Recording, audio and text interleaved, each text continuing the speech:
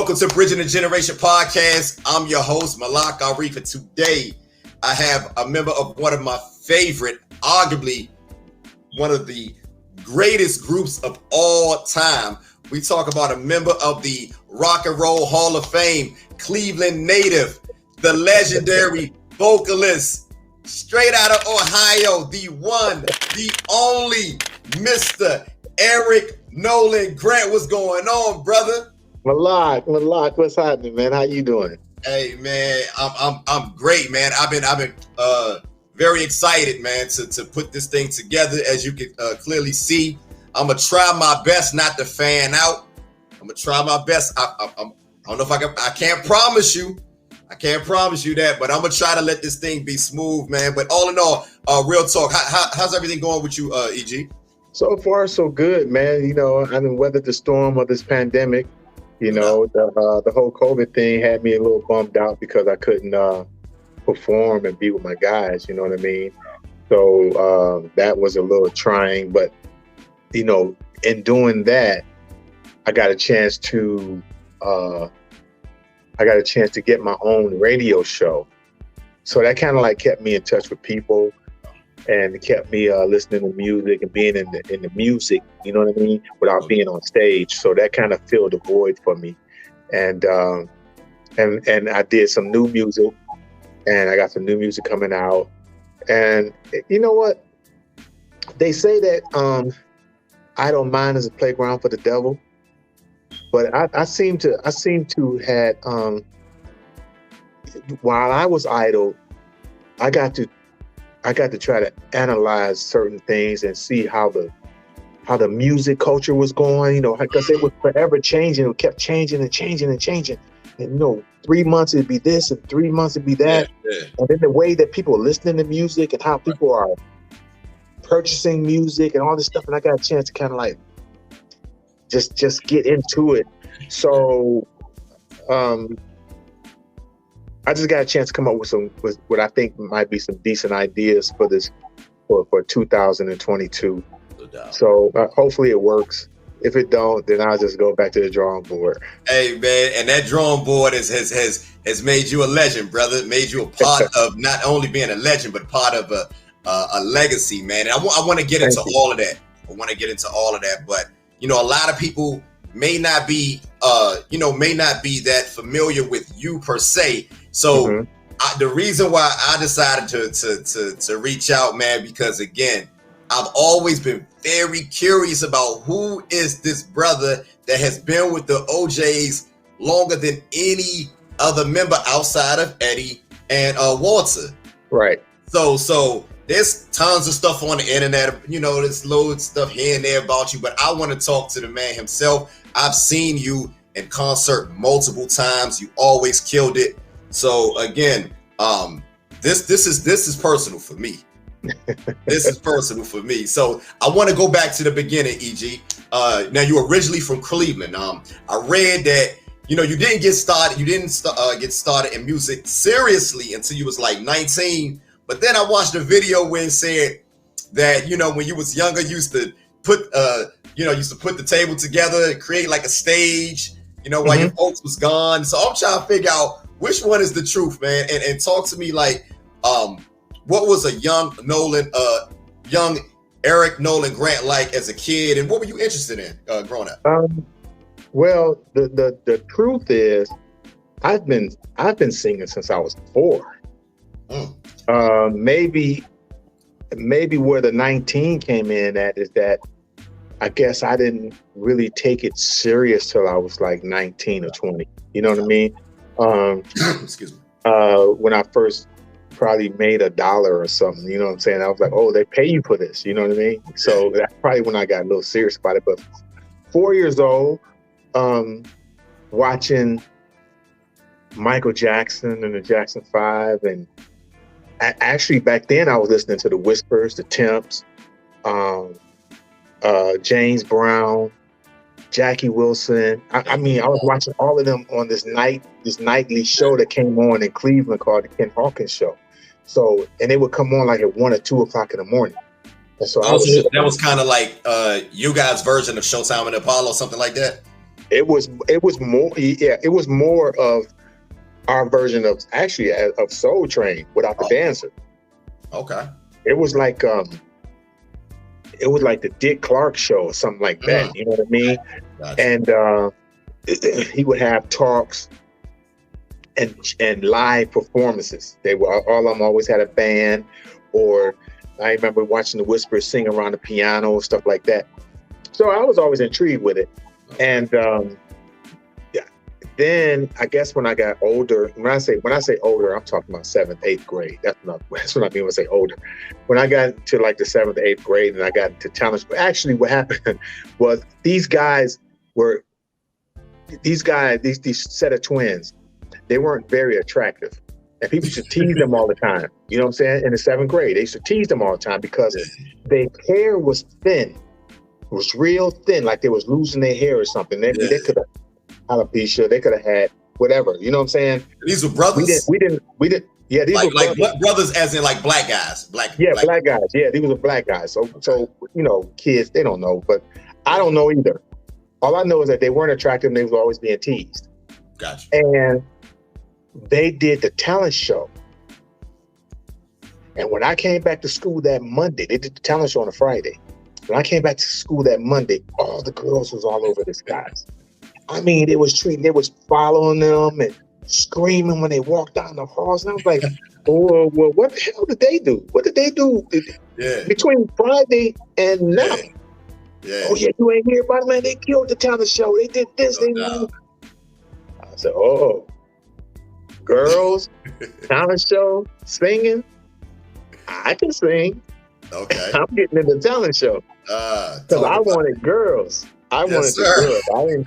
I didn't care about nothing else. Yeah. So I started me a group, and I got in the talent show, and we killed it. But we were singing to a record player. Like they put the record on, and you sing to the record. Okay. That's what that, you know what I'm saying? So I said, okay, I'm singing to the record. This is kind of Jake.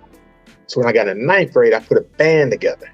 Okay. I got a band. It was a band that was already in the talent show.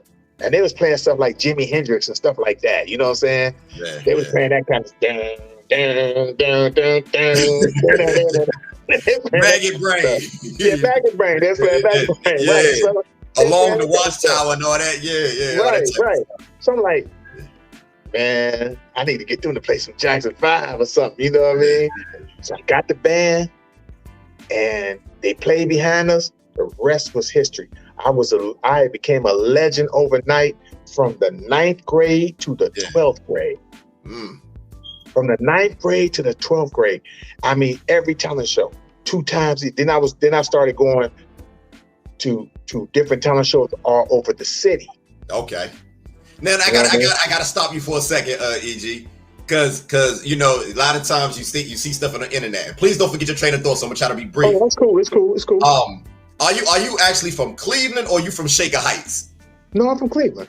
Okay, because people say different things, man, and I know Shaker Heights is kind of like Shaker is not Cleveland. Okay. Shaker is Shaker. That's Shaker Heights. Right. That's like Beverly Hills to Compton. LA or to Compton. You get what I'm saying? Okay. Like, yeah, you from California. Right. You know what I'm saying? So Shaker was a whole nother baby. Yeah, exactly. I had a homeboy that was from Shaker Heights, and he's always claimed Cleveland. And then my man was like, I had my partner was like, yo, hey man, yo, he ain't from Cleveland, he from Shaker Heights. Shaker Heights, man. Shaker Heights, man. I just let him rock, man. I just let him rock. I ain't say that, man. Shaker Heights, man, they had real milk. We ain't had real milk. Okay, so what part of Cleveland are you from? What part of this? I'm from the east side of Cleveland, Superior, East Cleveland, just Superior, the whole from 105 on, down all the way down to 123rd. Yeah, Superior. That's real Cleveland, the land. Man, come on now. That's what I'm talking about. I'm talking about, man. I could come out my door Yeah. Real speech. I can walk out my door. Yeah. And there was a pimp right there. There was somebody. We had pimps back then. There was a pimp right there. A pool hustler. Yeah. Gambler. Yeah. It don't. I mean, and you walk through all of them. Okay. And speak to them like they, you know what I'm saying, like they the mayor. For real. Like they was out and shit. It was, listen, it was like they was the mayor, bro. You know what I mean? Okay. So that's how I grew. So that was regular to me. That wasn't like, I didn't look at it like, oh wow, he's a pimp. No, I'm like, you know, he get money. Yeah. He's a community leader. He's community leader. That's good. That's right. He's taking care of the community. But look, I want to talk about Cleveland a little bit, and I want to talk about Ohio, man, because you guys have a rich history of legendary artists that come out of Ohio, man. So, you know, of course, we know you remember the OJs, but what was some of the groups or some of the acts that were out around the time that kind of inspired you when you were younger? That was, you know, from the Cleveland area, the Ohio area. Not a fair question. That's a little bit. It really isn't a fair question because I grew up listening to the OJs. Yeah. The OJs was our superheroes. Like we didn't even know of no other groups coming out of Cincinnati and Youngstown and Toledo. Yeah. We just didn't know of those groups because the OJs was our everything. Yeah. You know what I mean? It's later on when I got really into music that I knew about the Ohio Players and Zap and all of those cats. You know what I'm saying? From Dayton. And James Brown was actually from Cincinnati. Ronald Isley's from Cincinnati. You know what I'm saying? And I learned about that way later on. You know what I mean? Okay. Bobby Womack is from Cleveland. That's what I was waiting for that one to come up, man. I was waiting for that one to come up. He's from Cleveland, but he wasn't our. See, he wasn't our superhero because he wasn't touchable. Because he didn't live there. Oh, Bobby left and went to LA and made it. Okay, I never knew that. He started in Cleveland, but when he went somewhere else, that's how he made. He went to LA and made it. Okay, because I know he had his brothers. The Womack brothers. The Womack brothers. CeeSo and all of them cats, but they were from Cleveland and they were actually from the hood. Right. But he went somewhere else to make it. The Jays made it while they lived in Cleveland. Yeah. And they lived in Shaker. Okay. They lived in Shaker, but they moved to Shaker. They're not from Shaker. They moved there. See, Shaker where you move when you get some money, when you get a little bit of money. That's right. That's where you go. Your mom get that good. Your mama get that good government job, and no, I mean you gotta have more than you. Both of them gotta have government jobs. I know that's right. The moving Shaker, Eddie and them, when they started getting all the hit records and making the millions, they had a huge house. I used to go over there all the time. Me and Gerald used to just kick it there, and I used to go. He had the swimming pool and he had a tennis court that transformed to a basketball court. Then he had what they called a maid's quarters. Yeah. They had a maid's quarters that was a whole nother house. Yeah, that's crazy. Crazy. Talk about that. Hold on. You just threw that name out there. You just throw that name out there. Now we about this. I gotta stop you, brother. So you knew Gerald Levert when he was younger, before the whole Levert thing. He was like 13, 14 years old. Yo, talk about that a little bit. What was a young Gerald Levert like? You know, because we all see the you know, this powerful voice that we love, and you know, made all this great memorable music. But what was he like prior to that, man? Gerald did nothing but music. He ate, slept, and drank music. He recorded music, recorded.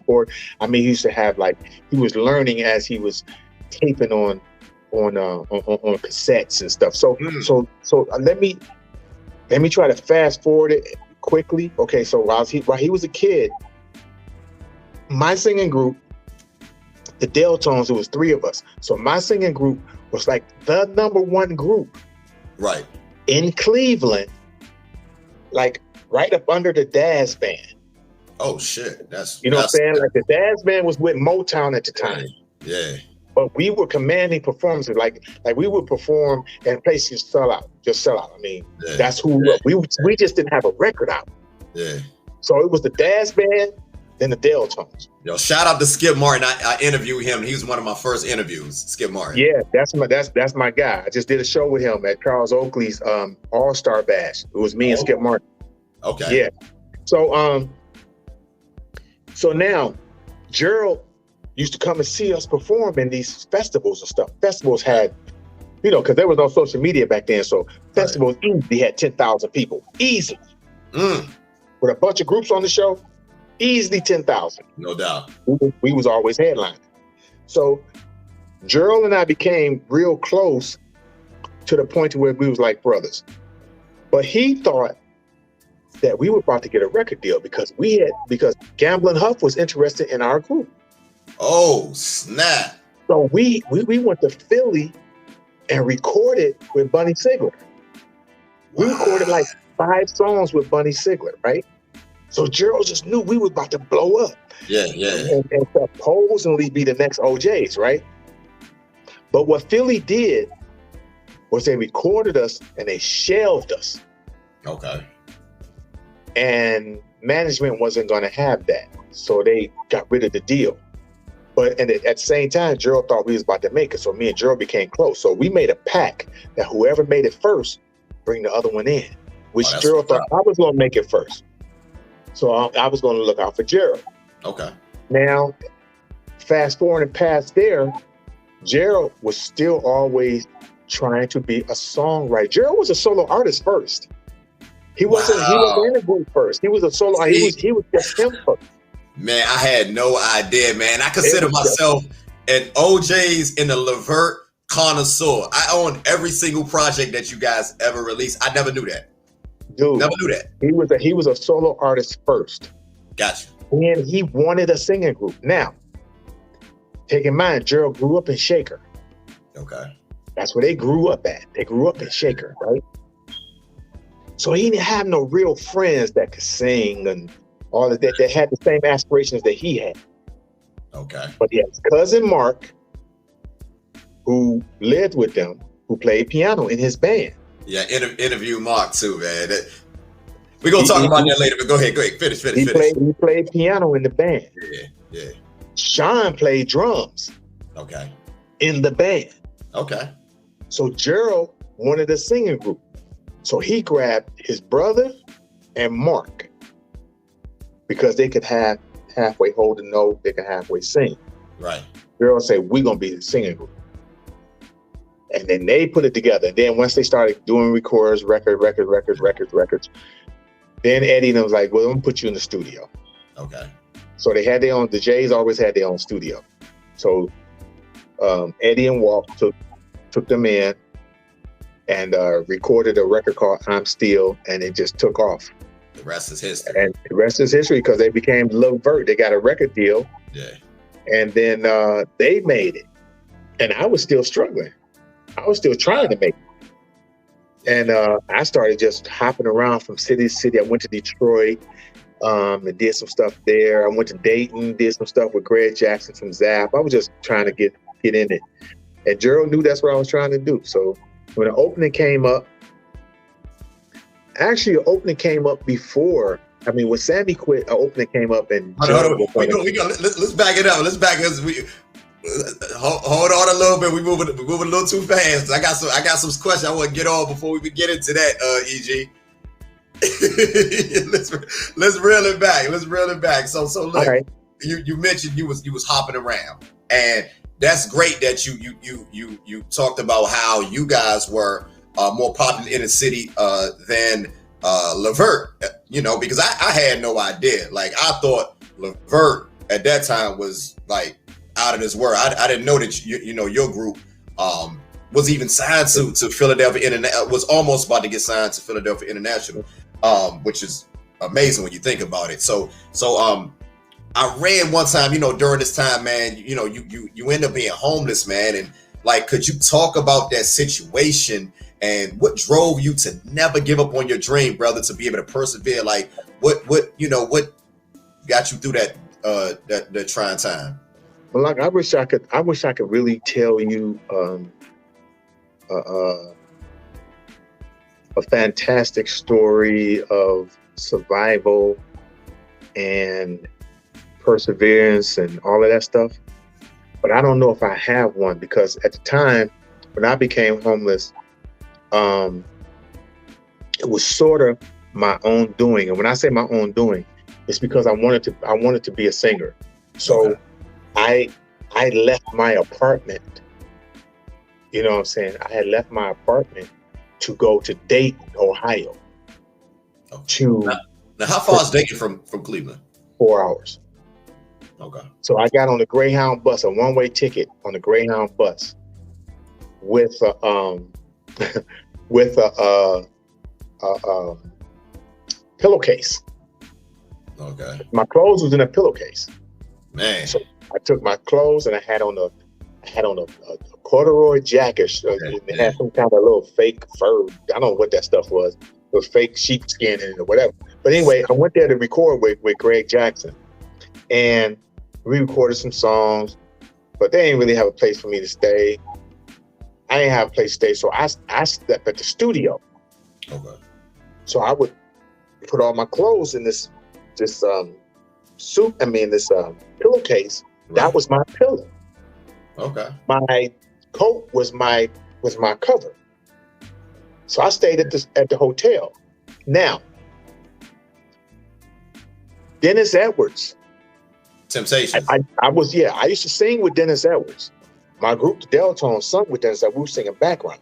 Oh, but the other two guys didn't want to sing with Dennis no more. They was like, we too good for this. We shouldn't be singing backgrounds. We should be doing our own thing. Da da da da.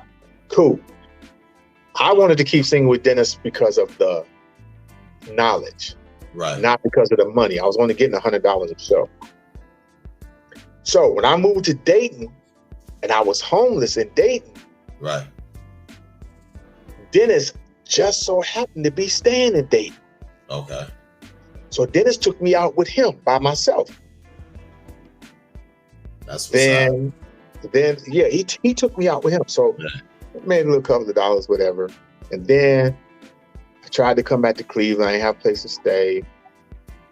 I got lucky and got a little vehicle, so I was sleeping in my car for a while. Then I came to Detroit, Michigan. Tried to do it in Detroit too. Wow. You know what I'm saying? John Mason is my best friend, so he had the morning show, Mason in the Morning. So he was trying to, and at the time he had UNB. Something's going on. Something's going on. Yeah. So he was managing UNB at the time, so he the one who got them to deal with Madonna's label. Okay. So he told me to come up to Detroit. So he put me up. He put me up for like a year and a half. Okay. Paid my rent for like a year and a half. And so I tried to do that. But Gerald Levert called me. He found me. Said Dad and them is looking for third member. I told Dad about you. Okay. So they was auditioning all these people. But when I came home, I was still homeless. He told me to come back to Cleveland. When I came back to Cleveland, I had no place to go. So he said, meet me at the studio. So I met him at the studio. I did backgrounds for the Father and Son album. I was doing backgrounds. That's the one that got a Wind Beneath My Wings on it. Yeah, that's the one. Yeah, that one. The first one, the very first one. The first one, yeah. Right? Yeah. Okay, now, Gerald, while I was recording, Gerald gave me $300 and told me go get a room. He said, go get a room for the night and be back here tomorrow. We're gonna record some more. So I'm looking at this $300 like, so what room you get for $300? Bro, I'm about to go over here. I'm about to go over to the Cross Country Inn. I'm about to, 1995. Yeah. Let me keep I need all that. I need all that. All that. And I went over there for almost 2 weeks, bro. I was standing there. Yeah. Gave him that $300. I had HBO and Showtime. There we go. I had, because that was what's happening back then. And I had, and I got, I had hot shower, color TV. There you go. You in there. That's all I'm trying to tell you. So the homeless thing, I don't really know how I persevered, because I had tunnel vision about singing. So I didn't even, and you know what? I didn't even think of it like, oh, homeless, this is never going to work. I never said it's never going to work. I never even thought like that. I just thought about, if I could just cut some records, if I could just do this, if I could just do that. Now, all of that over there, I didn't even think about. I just thought about getting some sleep. Man, you was focused. You was focused. Going back to doing what I love to do. Yeah. The OJs was not in the plan. I had groomed my group to replace the OJs. The OJs was never in the plan. Me being in the OJs was never part of it. The plan was God's plan. It had nothing to do with me. Wow. It's what God wanted me to do. It's how God wanted my steps to go. Okay. You know what I mean? So sometimes, and to say all of that, I'm saying all that to say this, Malak, look, from 4 years old to an adult, to 30 years old, right? Right. All I did was music. All I did was buy records. All I did was listen to records. All I did was listen to harmonies, triads, notes, lyrics. That's all I did. So if the temps, the dramatics, the intruders, the stylistics, anybody could have called me and I would have knew their music. Wow. And so by me being a fan, a huge fan of the OJs, I knew their music from the very first song, Lonely Drifter. Man, you take it. Man, you going back. I knew all of their music when it was 5 of them. I knew everything. I knew the notes. I knew the words. I knew everything. When I got lipstick traces on a cigarette. You know about it? What I'm trying to tell you. Lipstick traces. I did your ad. Going. Yeah. Look over your shoulders. All that. Yeah. Wow. I knew all of that stuff. So when God put me in a position, I already knew the position I was in, because I was grooming a guy in my group to be in that position. Wow. The guy in my group, Donald Tatum, I groomed him to be the middle guy. I said, this is what you're supposed to do in this middle spot. So when it came time for me, because I was the lead singer and my partner James was the other lead singer. So when I became the middle guy, I knew with that job. Because you was, I said, okay. Yeah. So now I'm disciplined enough to know, okay, you used to be a lead singer in that group, but you got Eddie and Walter, 2 of the baddest ever do it. Hey, that's like diamond and platinum. That's See like speed and power in the NBA. That's what I'm saying. So I dare not mess with that. So I'm not going to make no bones about singing. I'm gonna do my listen, man. Listen. Just talk about that a little bit. Like how did you adjust? Like, I'm about to tell you. Was it hard, like putting your ego aside? I'm about to tell you. Listen. Talk about it. No, it was never hard to put my ego. There was no ego. Gotcha. You can't have it's impossible to have an ego when you got Eddie and Walter. Yeah. How you gonna be BJ Armstrong and have an ego with Michael and Guy? Right. Yeah. How you gonna do that? I don't care how good you play. I don't care how good you play in the court, with your boys and all that. Yeah, you're a man.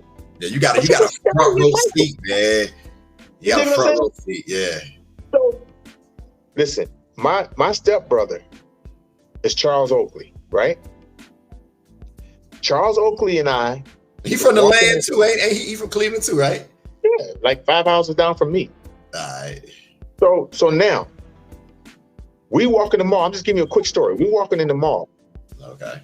Charles Oakley, he got all his friends, his basketball friends. A couple of them went to the NBA. A couple of them went to Big Ten schools. Not the NBA, but Big Ten schools. Right. He went to Virginia Union. So I said, you go to Virginia Union, Division II college, and you're going to become the man in Division II. Yeah. While they're going to get lost in the sauce in the Big Ten. Yeah. Okay, so stay focused. Be the best in Division II, right? Yeah. When he got drafted, the day he got drafted, he called me and told me that Cleveland drafted him, and Cleveland drafted them and traded him to Chicago for Keith Lee, right? But he's used to scoring 27.9 a game. That's his stats. He's a scorer, right? Yeah. A lot of people don't know that. Chicago, when he got to Chicago, they told him they didn't want him to score nothing. We got somebody to do that. Yeah. We need you to get rebounds. That's all we want you to do. Focus on getting rebounds. And when he called me, I said, that's right, man. Play your position. Learn how to play another position. So I'm telling you all of that to tell you that when it came my time to do that, I had to play another position. Learn how to play that position. Mm-hmm. Because listen, we didn't invent this, man. We didn't invent none of this. I don't know how people get arrogant and get all conceited. I don't know how they do that. Right. But they didn't invent it. Right. Yeah, you didn't invent what you're doing. You happen to make a couple of dollars and people happen to like your music and they buy it, and because you're doing what you're doing. Okay, cool, because of the time. But you didn't invent none of this. Right. So it's hard to get arrogant. It's hard to be conceited about it. So when I got with Ed and Walt, I was in heaven, actually. Yeah. Because I felt like this. Okay, I was a lead singer. I get a chance to grab this knowledge that I can't get out the library. Yes, sir. This is on hands training for me. I got the best of both worlds. Yeah. Because I get to learn about music. I get to learn about life. Yeah. And I got raised into being a man. Yeah. There's only 3 people in my entire life that ever raised me, and it wasn't my pops. Wow. Yeah, and it wasn't my pops. I mean, kudos to my mom for raising me to come as far as I did. But my daughter, Eddie Levert, and Walter Williams. That's what's up. Yeah. My daughter, Erica Grant, Eddie Levert, and Walter Williams. Those are the 3 who raised me in being a man. Okay. Now talk about that, because there is a obvious age difference. You guys, they're much older than you. Right. What was that? What was that like? Adjusting to being, probably you was. I take it when you was in the group prior, the Deltones prior to joining the OJs. You guys are pretty much around the same age, and now you in a group with seasoned veterans. Talk about that. What was that like? The transition. Malak, I think. Okay, let's say this. The transition was like cold water in the face. Okay, so I'm like, wow, this is how it is. Yeah. They didn't welcome me. They didn't welcome me. Man. They didn't. I mean, I did the things that I was supposed to do to try to make the group. Right. So it's like you make the team, but the starters don't really mess with you. You know what I'm saying? Okay. That's why I asked that question. I know I had a feeling it wasn't as smooth as a lot of people thought it was. No, it wasn't. It was I had to you make the team. Now you got to make the team. You know what I'm saying? So I did the things that I was supposed to do to get in, but they didn't welcome me with open arms. Like, who's this young cat, man? My son, Gerald, bringing this young. Like, who's this? I mean, they were sitting back just waiting for me to mess up. The part that they didn't know about my DNA and about my history was one, they didn't know that I did not drink and I did not smoke. I did not get high. That I had no vices, no nothing. Okay. So to this day, they can't get me to take a drink. They have tried to get me to have champagne with them, all this stuff. I won't do it. I'm just not that person. You know what I mean? And I've always been that way. I'm not recovering from nothing or nothing. I just never was interested, ever. Right. I wasn't interested in smoking weed. I wasn't interested in smoking cigarettes, beer, nothing. I'm not interested. You're pretty level-headed. Now, were you ever like, you in the midst of greatness? Did you ever like fan out? Like, did you ever have one of those early on? I know now it's I didn't get a chance to fan out because Because you got a front row seat when we talk about bro, listen. Survival, family reunion. Oh my God, Understand this. I tell you when it happened, but I didn't get a chance off the rip to do it because they just didn't give themselves. Okay. You know what I'm saying? They didn't, like, after rehearsal was over, they didn't talk to me. We didn't laugh, joke, nothing. My first couple years was like, they just waiting for me to mess up, because the guy before me, who did like about 16, 18 months, the guy before me. He only did like one album with them.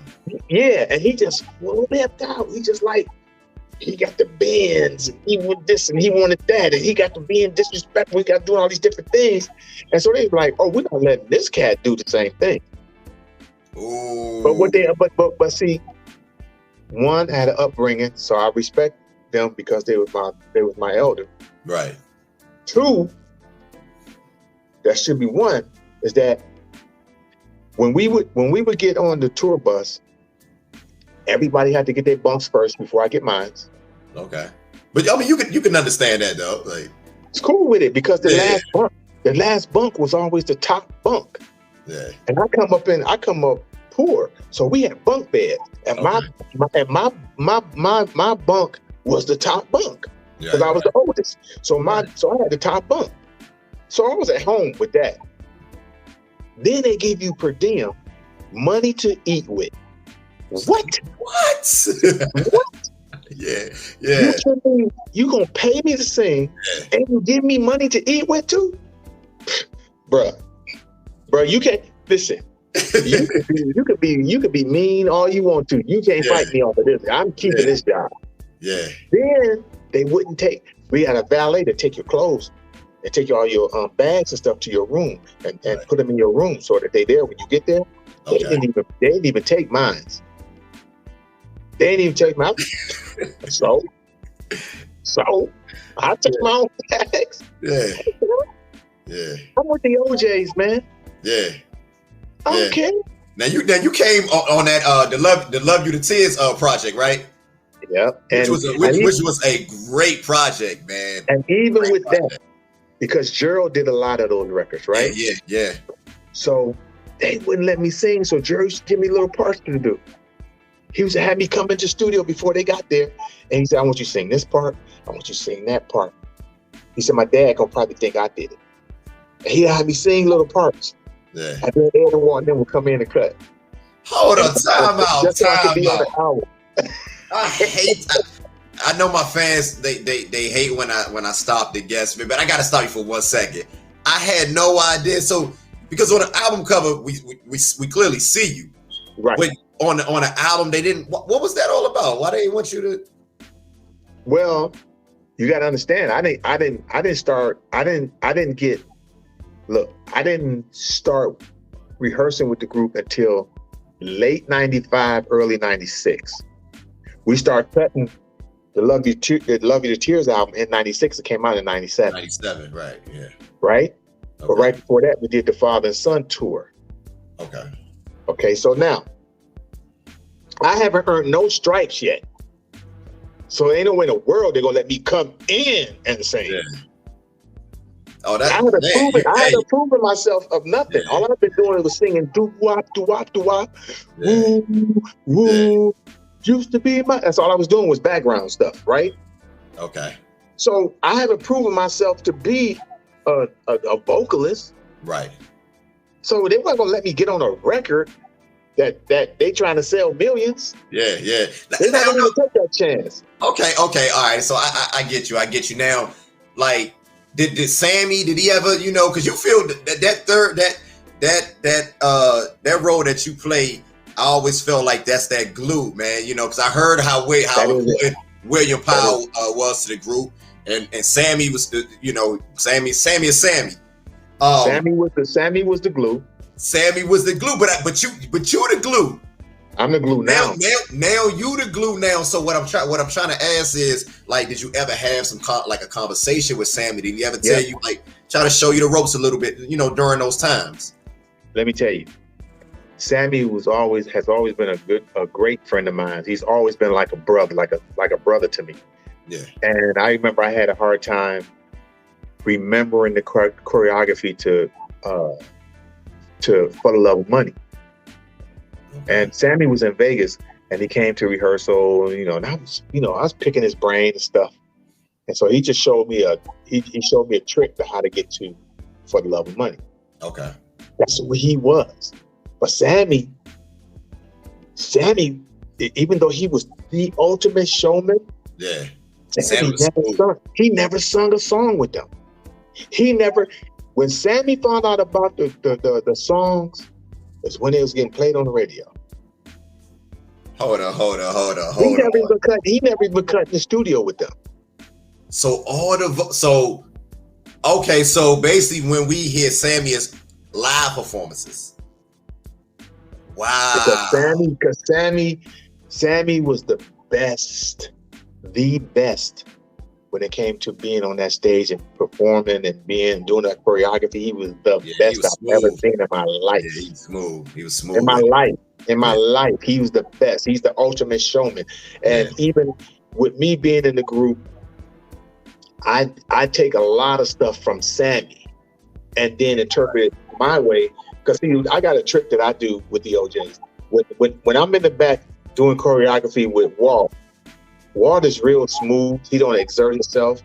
You know what I'm saying? He barely breaks a sweat. You know what I mean? Yeah. So when I'm in the background doing choreography with Walt, I tone it down. Okay. So it makes sure we could look like Siamese twins. Right. No doubt. But Eddie's more energetic. Eddie's, yeah. So what I do is then I become energetic with Eddie. So when I'm by myself, then I have Sammy in my head and put a little bit of myself or a lot of bit of myself in it, along with the Sammy Strain thing. Now, contrary to popular belief, because everybody hear Walt and Eddie all the time, right? Singing. William Powell was actually the lead singer. Talk about that. Hold on.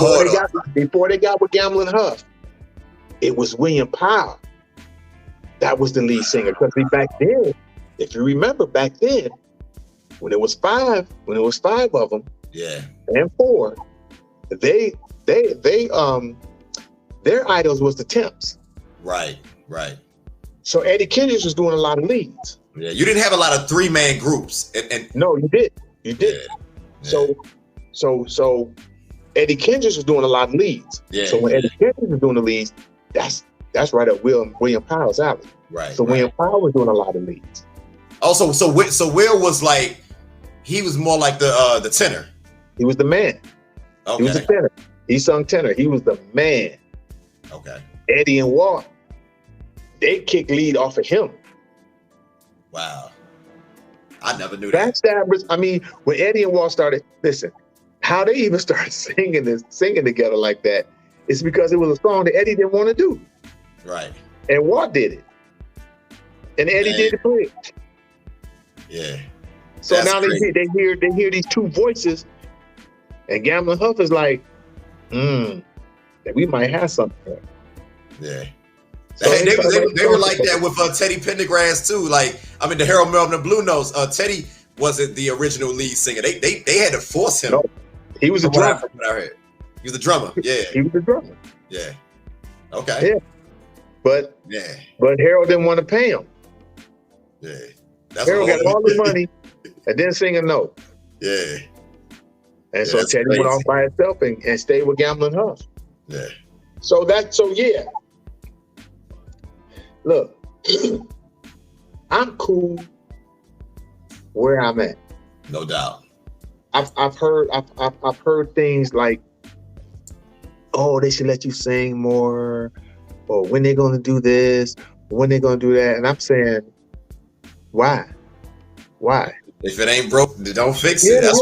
Why? You gotta understand, Eddie and Walt did all those records. I didn't do those records. They did all those records. How does that feel though? Like, you know what I'm saying? Because you guys got, enshrined in the, the Rock and Roll Hall of Fame in 2005, but at the same time, you wasn't there during the time, the apex of these guys' careers. But I feel like that, you know, by you being, you know, one of the longest standing member of the group outside of Eddie and Walter, you know, you kept that legacy alive, man. So I feel like you deserve that, man. So I mean, what's your whole take on that? You know? Okay. Because you was damn sure at the when they presented it, you was there. I was there. You know? So what was that like? And talk about that a little bit.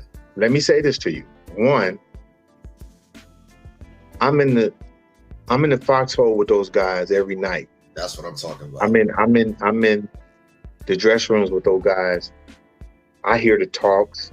I hear how they feel, how passionate they is, and how passionate they were about being into the Rock and Roll Hall of Fame. I also know that they got nominated like crazy numbers, like 7, 8, 10 times, and never got inducted. Yeah, it shouldn't took that long. Like, right, but it did. Okay, but it did. So I know how they felt about that. This is me with them, just us three.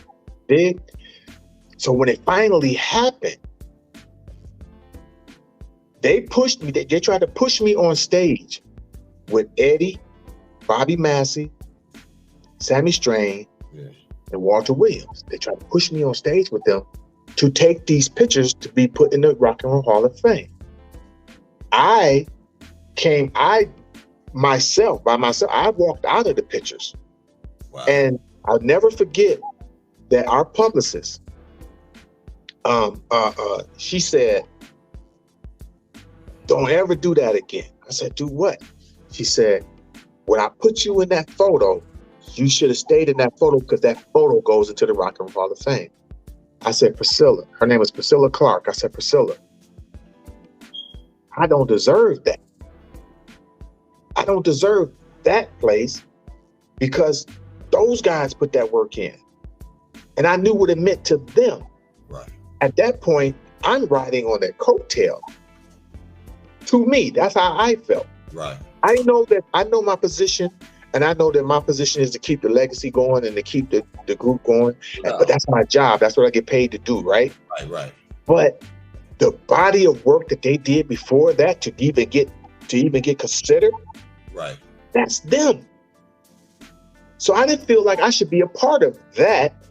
Now, the performances in the Rock and Roll Hall of Fame. I'm in the Rock and Roll Hall of Fame with the performance. I was watching it on YouTube yesterday. And the mention and all of that, right? Yeah. But that one picture with Eddie, Bobby Massey, Sammy Strain, and Walter Williams, I just didn't feel like I was right. Listen, if you could see the picture, you might even see my elbow. Man. Because I took myself out of the picture. I got away from the picture like this. Right. And I wouldn't let her take a picture of me with them. And Priscilla Clark, she was livid. She was upset with me. Wow. And I told her, I said, "Priscilla, I'm not a part of that.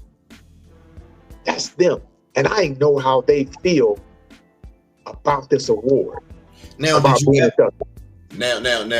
did you ever have a conversation like how candid you're being right now?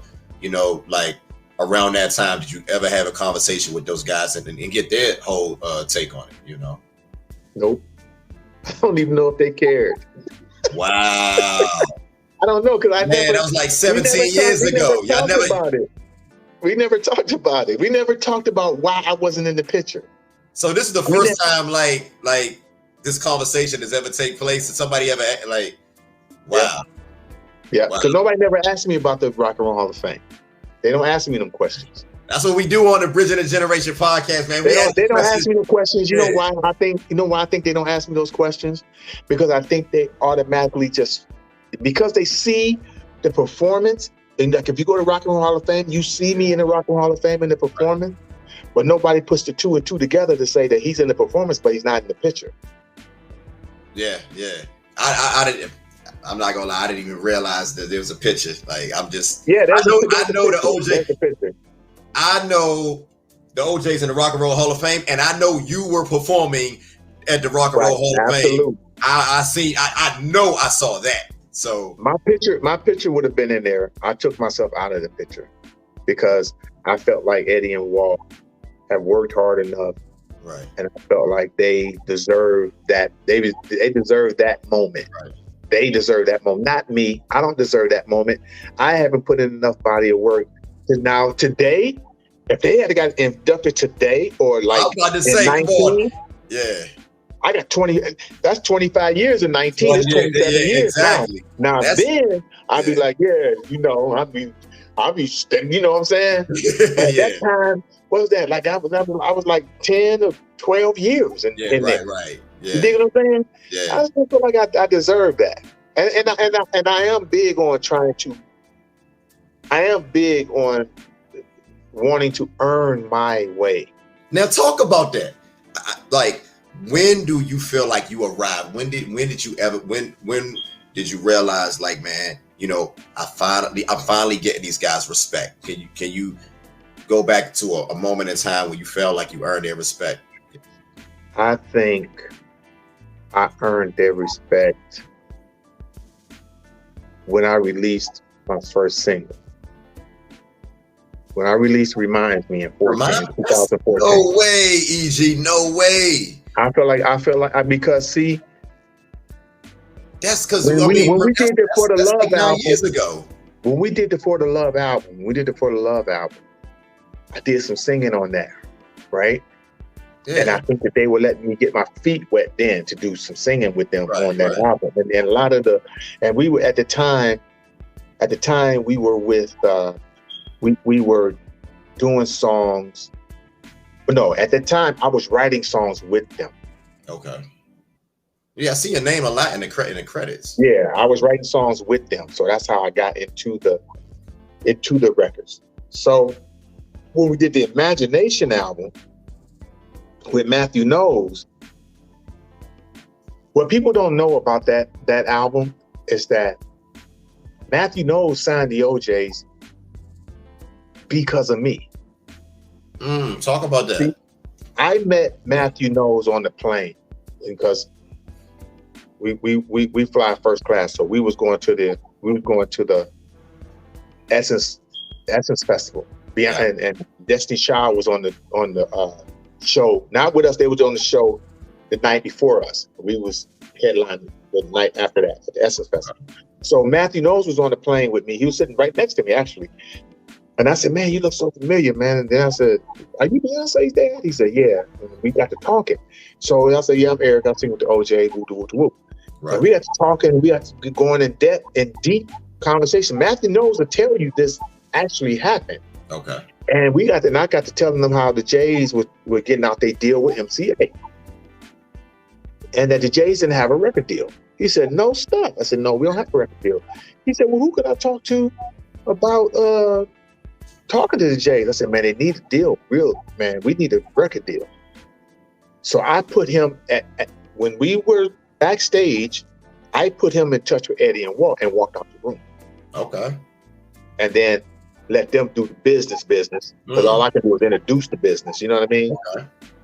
And so then we signed with them. And by them having Troy, they had Troy Taylor. Troy Taylor, man, I gotta get him on the platform, man. I gotta get. Yeah, we had Troy Taylor. We had my man Gordon Chambers. We had Gordon Chambers. He worked on a lot of stuff with Gerald. Yeah, he worked with Whitney Houston, Rita. Yeah. So we had Gordon Chambers. Now Gordon Chambers was real cool because Gordon Chambers was one of the ones who put me on records. Okay. He was like, "You gonna sing this part, Eddie, you sing this part, Walt, you sing this part." That's the one that got that Imagination project. That's the one that got Breakup on it, right? Yep. Yeah, I love that. Yeah. So we wrote Breakup with Gerald and us, but Gordon is the one who first ones put me on singing songs with them. Okay. Then Jimmy Jam and Terry Lewis. But Terry Lewis put me on a song. Troy Taylor was trying to put me on a song until I guess I don't know if he got shook by Ed.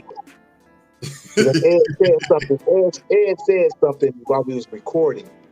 And Troy didn't never come back and say, well, I want Eric to sing this part. Because the way Troy had it hooked up was Eddie and Walt was singing these verses And then they was trying to figure out who's gonna do the bridge. And I said, well, why don't you let me and Walt do the verses, and then I said, you Vert, you do the bridge. And Troy was sitting right there.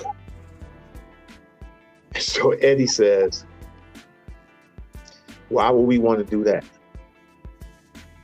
What? So once that happened, Troy was shook after that, seemed like. So he never asked me to sing nothing else. He never asked me to sing nothing. Man. Nothing. But Gordon Chambers? Yeah. Gordon Chambers said, this is how we doing it. Boom, we doing it like this. This is how we right. Yeah. This is how we doing it. We doing it like this. Eric, you do this, you do that, boom, boom, boom. That's the record. We gone. I'm out of here. Now that's you guys the last official OJ's project, right? The Imagination Project, right? Not counting the Christmas, them type of joint, like. No, you know they did the last word. You know they just did an album in 19. Oh man, I'm sorry, I don't know how I missed that, man. I feel bad. You missed it because I gotta check that because I know you can drop. I've been checking out your singles, you know what I'm saying, which I want to talk about a little bit later. And I know Eddie dropped the project, but I could have swore like the Imagination Project.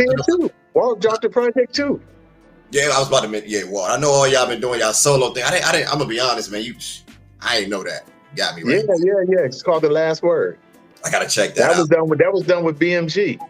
Okay, that's the look. That's the look right there. Yeah, that's a look, but you know, it didn't have the Eddie and Walter flavor to me, in my opinion. Now, what do you mean by that? Well, there's a certain way. They had this guy that produced the album, and he got a lot of big records, and he did really good in the industry. And I just felt like he didn't know how to cut soul music. Now hold on. Were you a part of this project? You speak of this project like you weren't a part of it. Like, what's going on here? What are we talking about? Because maybe that's the reason why I ain't heard of it. Because EG ain't on it. Is that what we is? No, when they started recording it, Eddie and Walt lives in Vegas. So when they started recording it in Vegas. Okay. You dig what I'm saying? I'm in Cleveland, Ohio. Okay. So by the time it would have took me to get out there, they was just about finished. Okay. So to speak. You know what I mean? Yeah. So now I get it. So now they got these producers and all these people that's working on the album.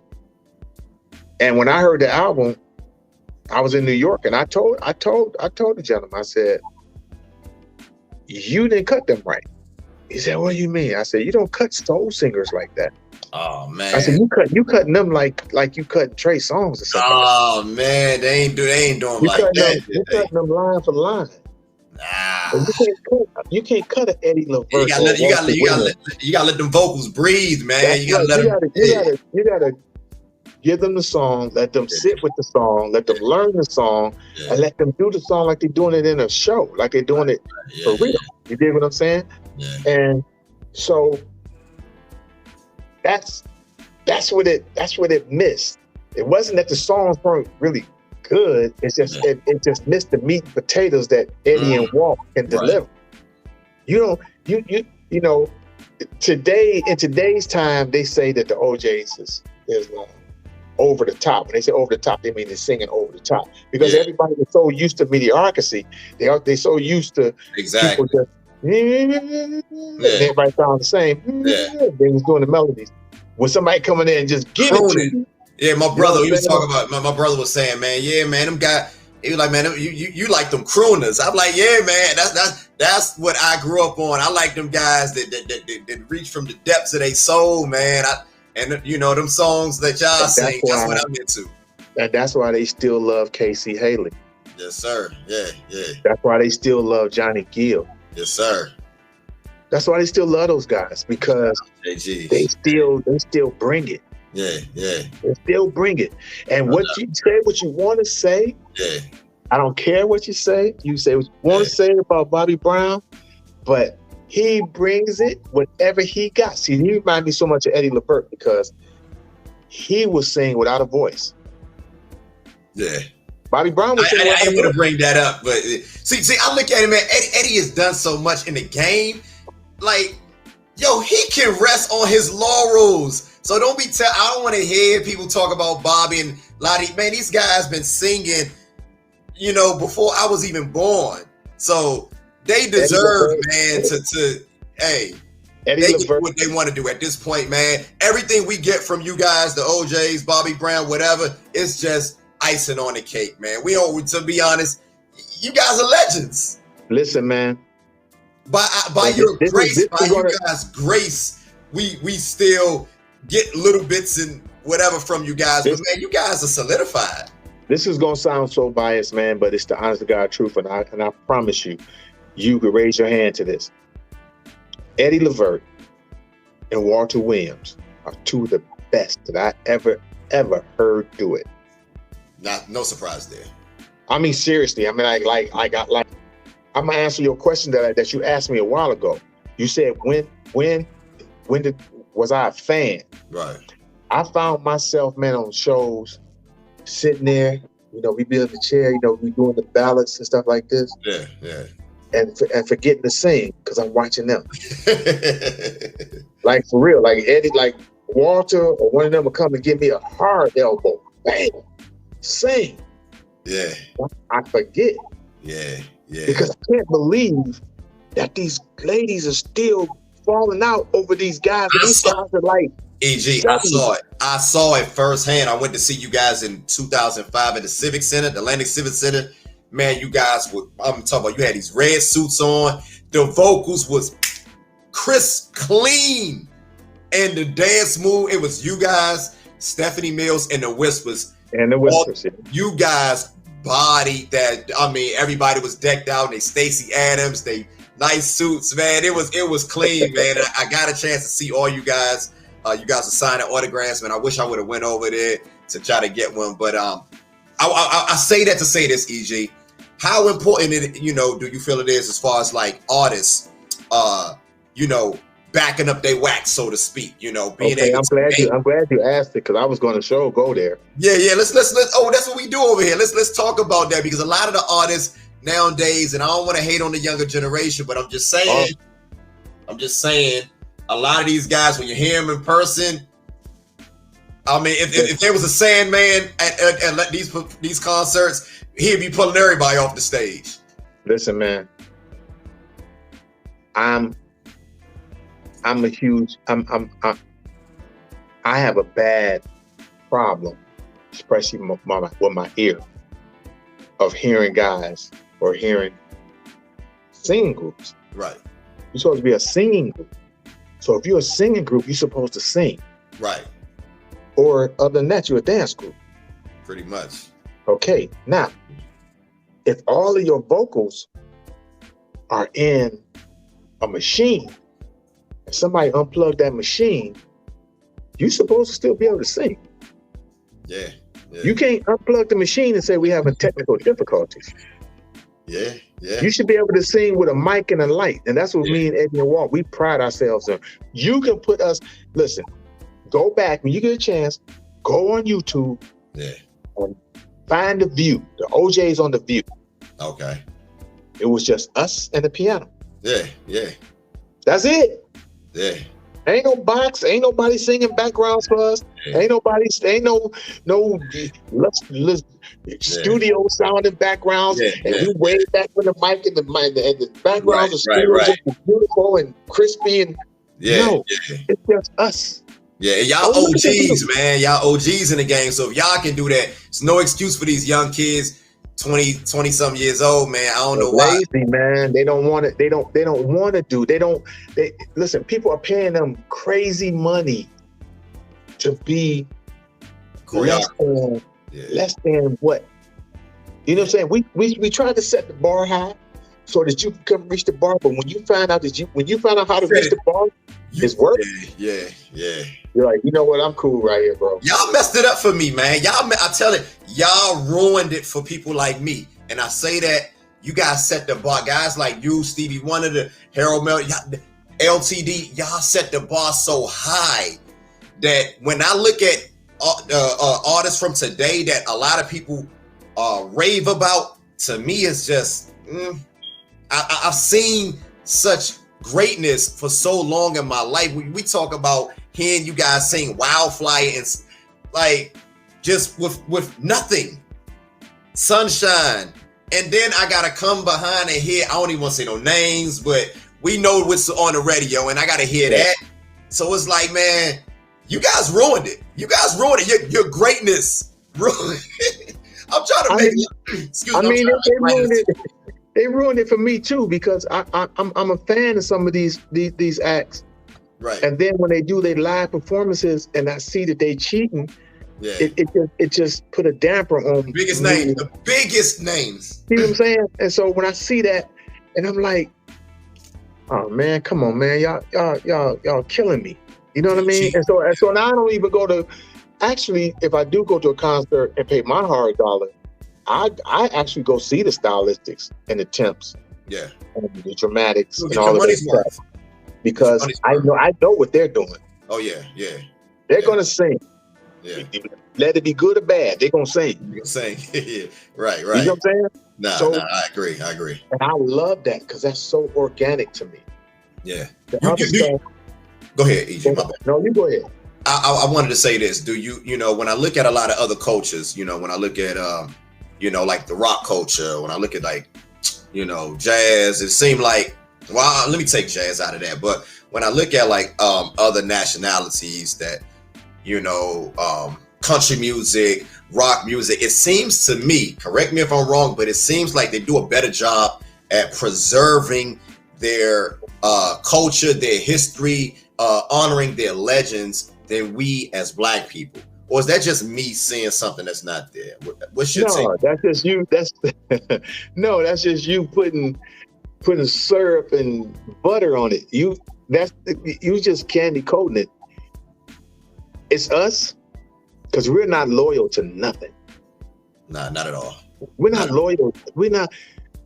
You old news 2 years ago. Like if you put out something 2 years ago and you're not hot now, he's no one listens to that no more. Whereas country, western, and rock, their fan base is so loyal. You ain't got to put a record out for 15 years. Yeah.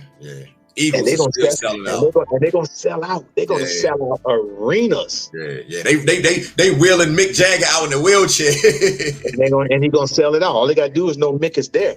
Yeah. All they gotta know he there. Yeah. The Bee Gees. Yeah. The Bee Gees, man.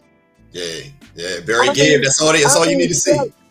You can't even see. You can't even see how many people there. Yeah. Man, look, we are not loyal to nothing. Yeah. I hate that.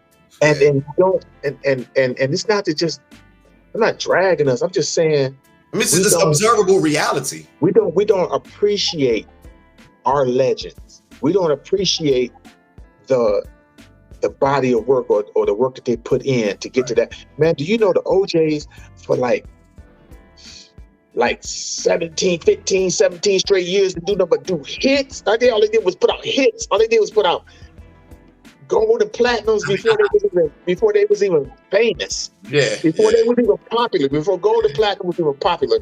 The Jays were giving platinum every time they dropped a record. Platinum.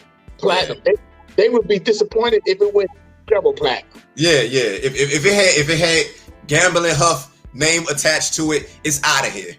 Man, anything that had with all that Philadelphia International era is ridiculous. Like I be trying to tell people with Trey Songz or Chris Brown or whoever's hot, what these guys are now, that's what the OJs was times 10.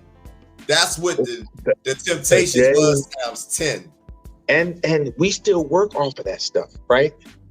And we still do pretty good. And people kind of, they our audience respects us. Our audience respects us. And when God put me in the position to be with the OJs, right, he knew what he was doing, because that was a long-lasting job. You know what I mean? That's a job that I could do 25, 30 years in. You know what I mean? And because of the work that they put in early, right? Because of those records early, those records transcend today. Yes, sir. But the crazy thing is that I guess for the Jays to release a record now, it comes right off the presses as being old school. Yeah, I hate that. Instead of just being good music. Yeah. You know what I'm saying? See, Charlie Wilson can squeak by because Charlie Wilson's sound, but his sound have been remanufactured so many different ways. Yeah, that's true. Okay, now so let me give you the quick rundown. Okay. There was Stevie Wonder, right? Yeah. So when Charlie Wilson came out, remember, everybody thought he sounded like Stevie Wonder. Yeah. Then when Aaron Hall came out with Guy, they felt like he sounded like Charlie Wilson. Yeah. Then when R. Kelly came out, they felt like he sounded like Aaron Hall. Aaron Hall, yeah. Right? Okay, so now that sound has transcended. Yeah.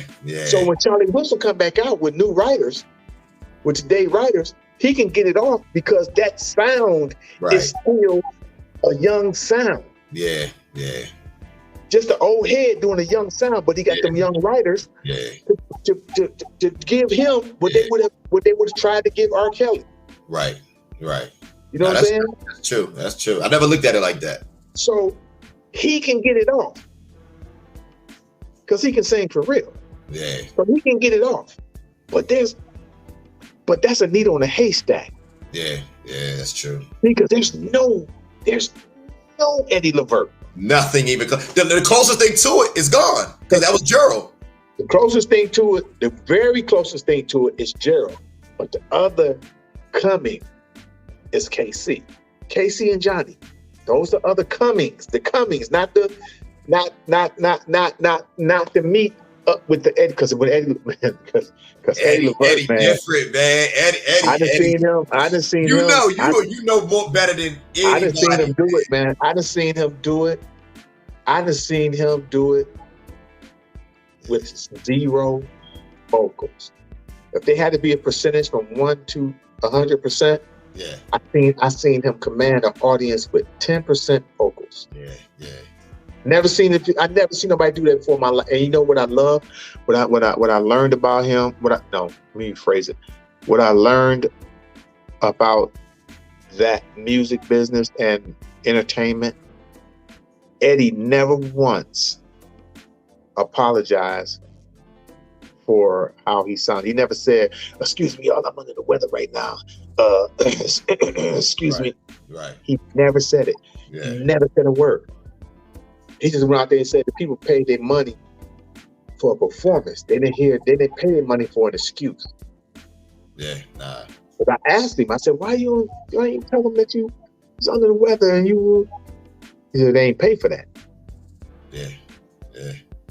Nah, man. Talk about them brothers, man. Like, what makes Eddie and Walter so unique, man? You know, talk about them a little bit. You know, because when I think of 1-2 punches, man, to me, they up there with David and Eddie, Dennis and Eddie, you know, LJ, Ron Banks. Yeah, Ron. Yeah, the OJs is them. And then, you know, you got, I'm just saying, I'm biased, but them, they special. So out of the mouth of Eric Nolan Grant, you tell us what makes Eddie and Walter so special, brother. Eddie is a risk taker. Okay. Eddie will do anything to wow that crowd, to give them a show, to perform. Right. He's the one that throws everything up against the wall to see what's gonna stick. And once the rest of that stuff falls off the wall, the stuff that stick, he'll keep using. That's what I love about him. He's not afraid to fail. He's not afraid to.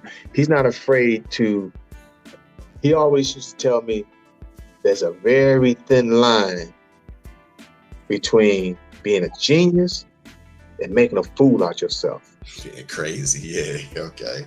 See what I'm saying? Because if it works, you're a genius. If it don't, you just made a fool out yourself. Yeah. But that line is so thin. Right. And you got to be willing to make a fool out yourself. Yeah, to sacrifice. be able to perform, because he wants to always kill him. He wants to always listen, man. The last conversation I had with him, he said, man, when we go out on this tour, he said, I wasn't ready to come out on tour yet because I want to kill him. Yeah. That's what he told me. That's what he told me at 80 years old. Yeah. Now he just told me this like not even a month and a half ago. Said, well, man, why do you keep on, canceling these tours? He said, because I ain't ready. He said, because when I come out, I don't want them to say, oh, he should have stayed or he should have retired. He said, I want to kill him. Still at it, man. And that's what I love about them, man. They are competitive, period. It don't matter. Their best friend could be on the show. They want to kill him and then take him out for drinks. Yeah, man. I love it. I love that. And Walter has... Walter is the silent killer. Walter is the gun with the silencer on it. He wants to kill you, but he don't want you to see it coming. Man, Walter's so damn smooth, man. You know what I'm saying? And that's how he is. And that's that's how he is in real life. Yeah.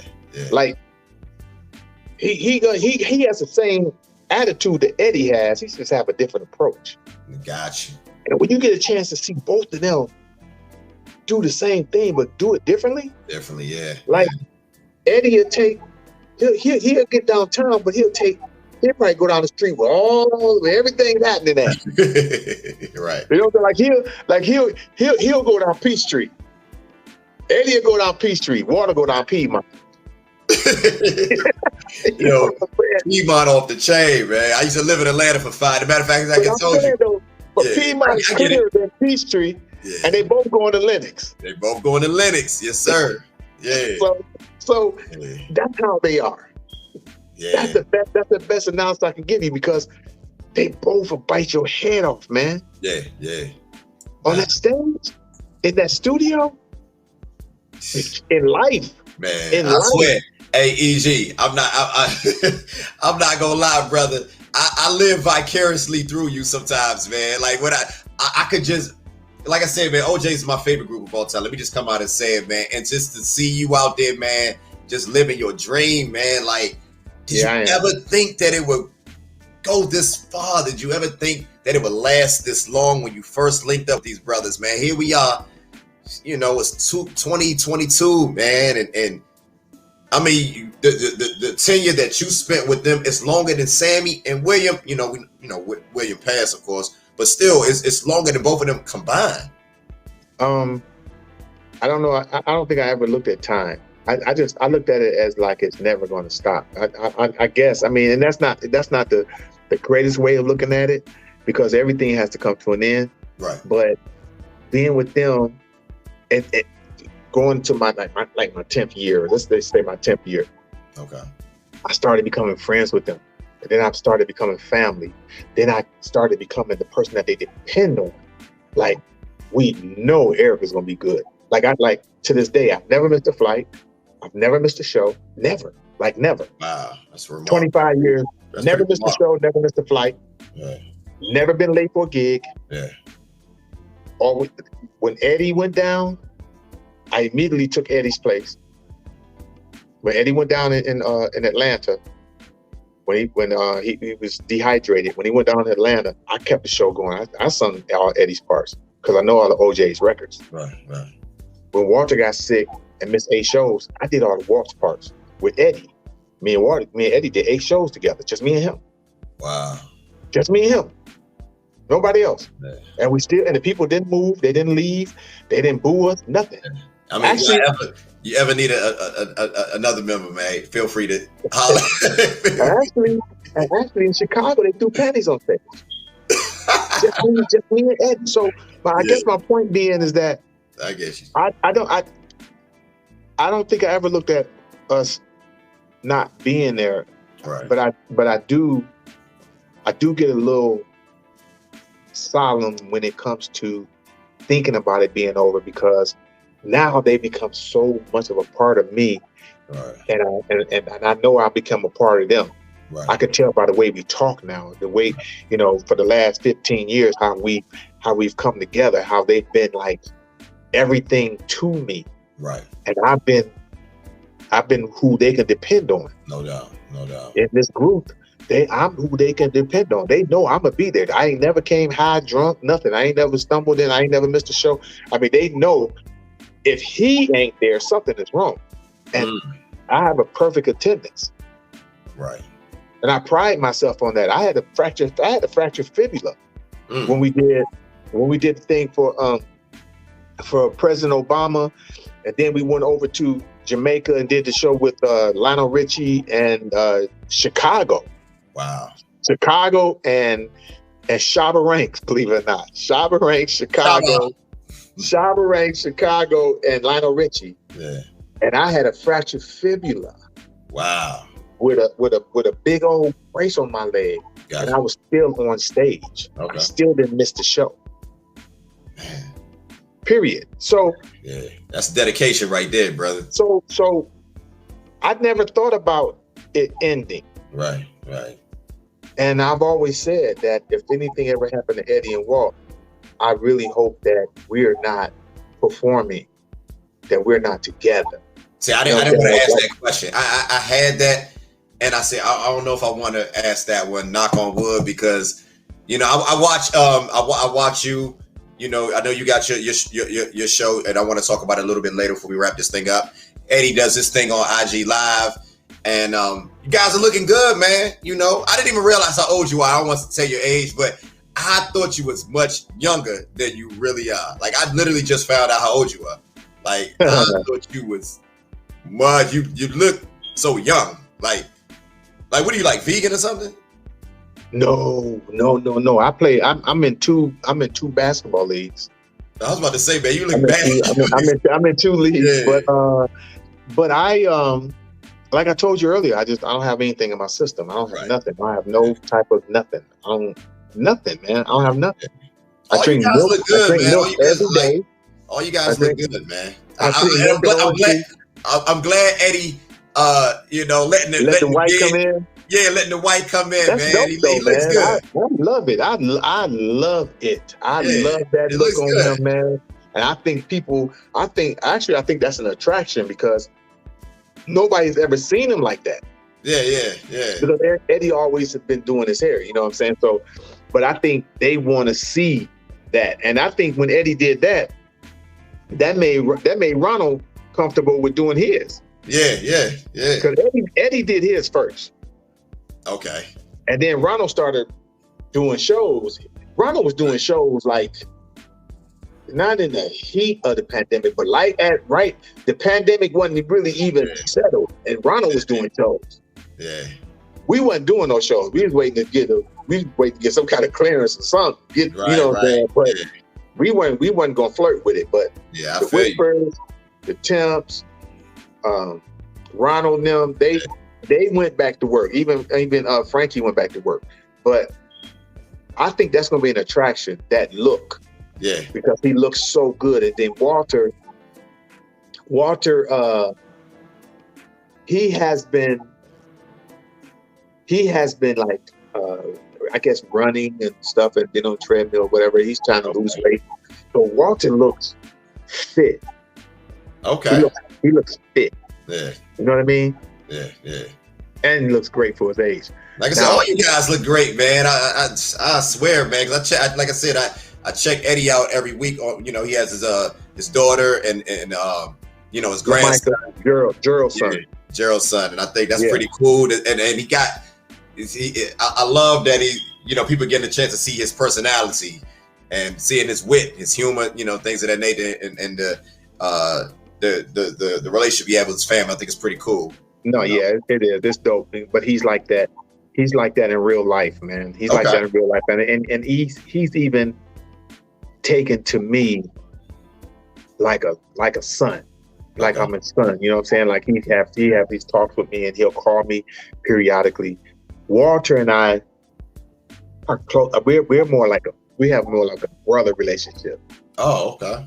You know what I mean? So, like that's why I just did a record with him.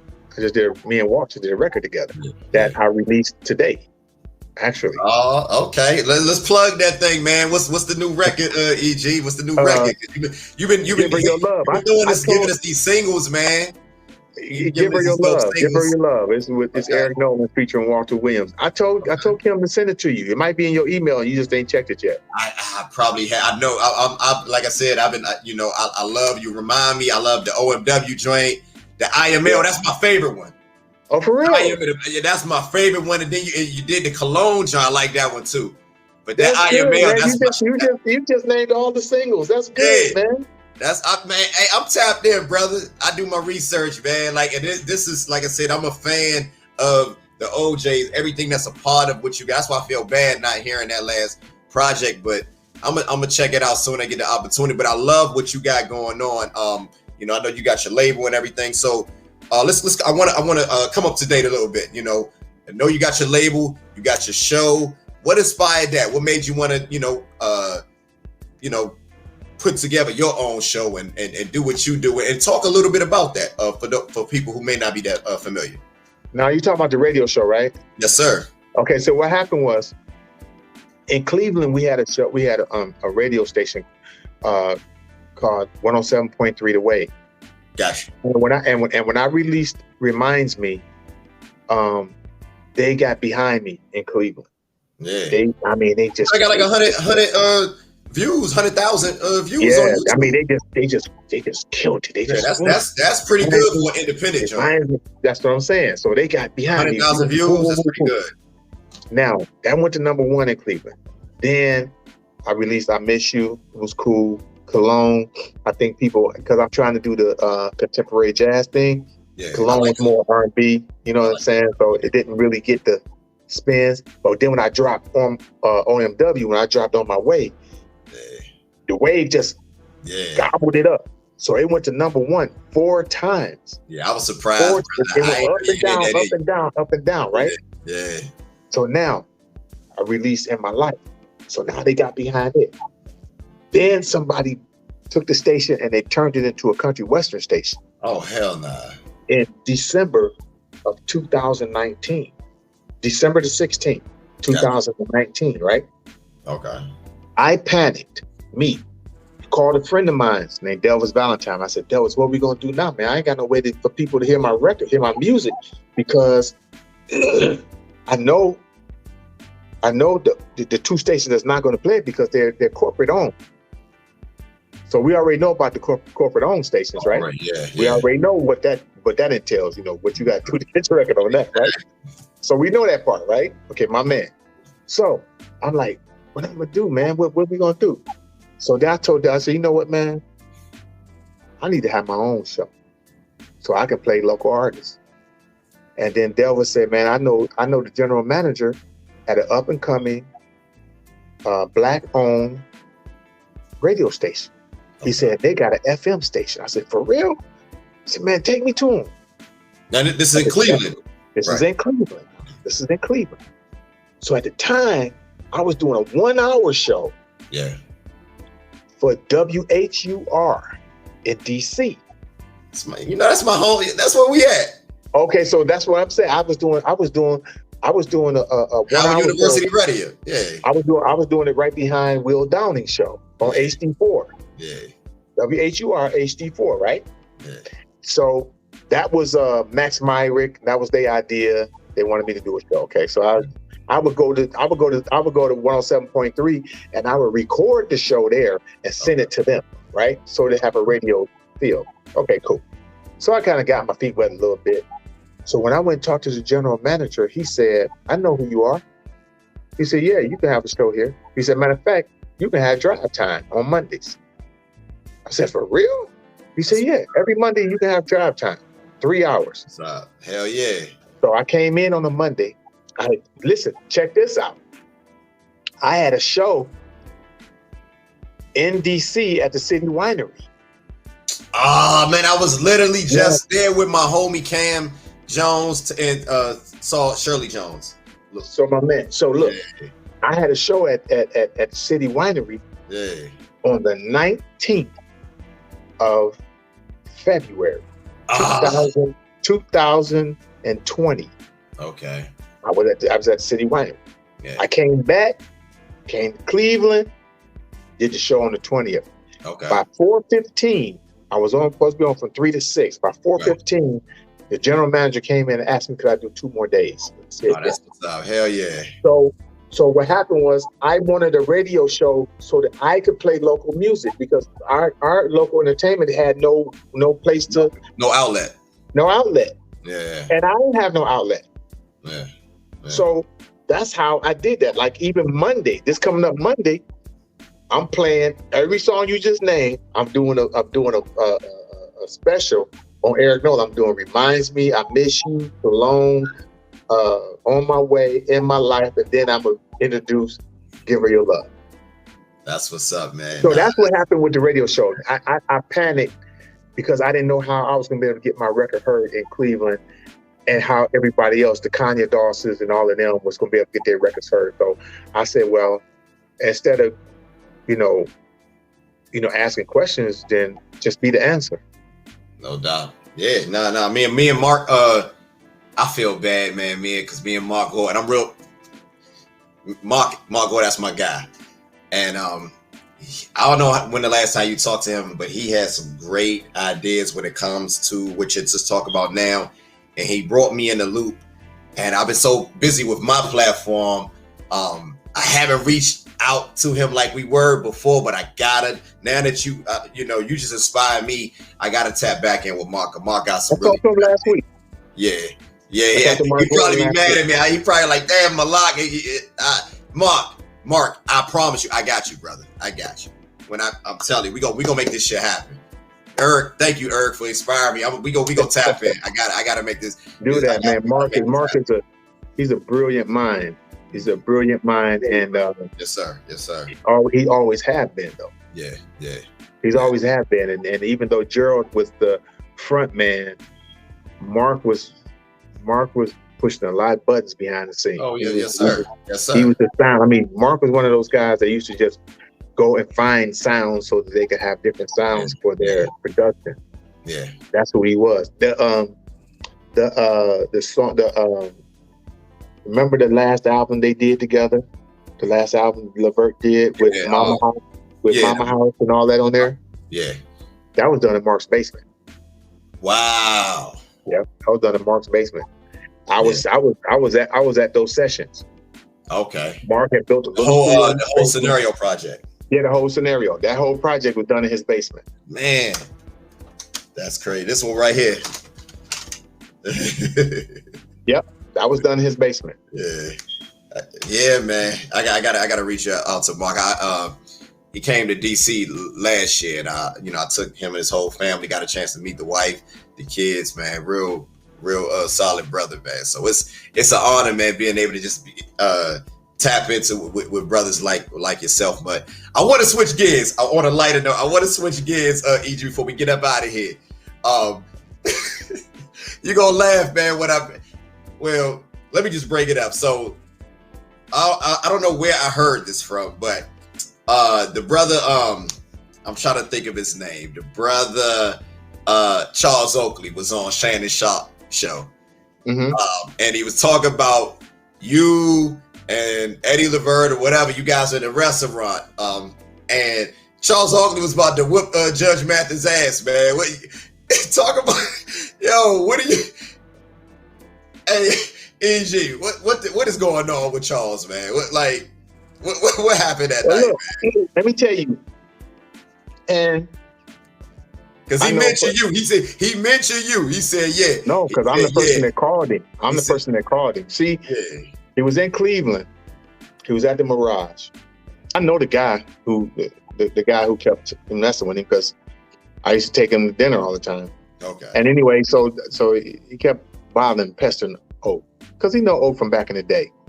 They played ball together and all this kind of stuff. So people think that they have a direct in with him because they know him from Cleveland. And he kept messing with O. And O told him, okay, man, you keep on. I told you I was going to talk to you, but keep messing with me, I'm going to knock you out. So that's how it started. So dude kept messing with him. O knocked him out. When they knocked him out, now I'm all the way in Detroit. Yeah. We getting ready to perform. We're getting ready to perform at Chastain Park. It's Aretha Franklin thing now, but We was getting ready to perform at Chastain. They called me immediately. Right. Man, your brother just knocked out her. He just knocked, just knocked him out. Woo, woo. Man. Nah. So they call me. They call me whatever he do. I mean, from the Garden, when he got into it at the Garden, when he got into it in Vegas with the bodyguards, they called me, right? So they called me and said, "Your brother, man, he will." Called him, "Yo, man, what the hell is you doing, bro?" He said, big bro, I promise you, man, it wasn't me. I said, hey, just get up out of there. We up in Detroit. We performing tonight. Okay. Us and the Whispers, actually. Okay. Us, the Whispers, and Dramatics. I said, just come on up here. We at Chastain, man. Come on up here. So he gets in his van. He comes up. We perform. Okay. We going up to Sweet George Brown's, crossing that Athenaeum. Okay. Which is, Derek got part ownership of that too, right? Okay. So we goes over there. Me, Oak, Derek, Vert, Eddie Levert, our tour manager JoJo, we all together. Oak got a couple of girls with him, cool, that he brought up. Queen Latifah comes in. She got four bras with her, right? Yeah. We know how she rolls. Now, that's how she rolls. Yeah. I mean, and you never even knew that Detroit had nothing this fine in here till she come in. You know what I mean? Yeah.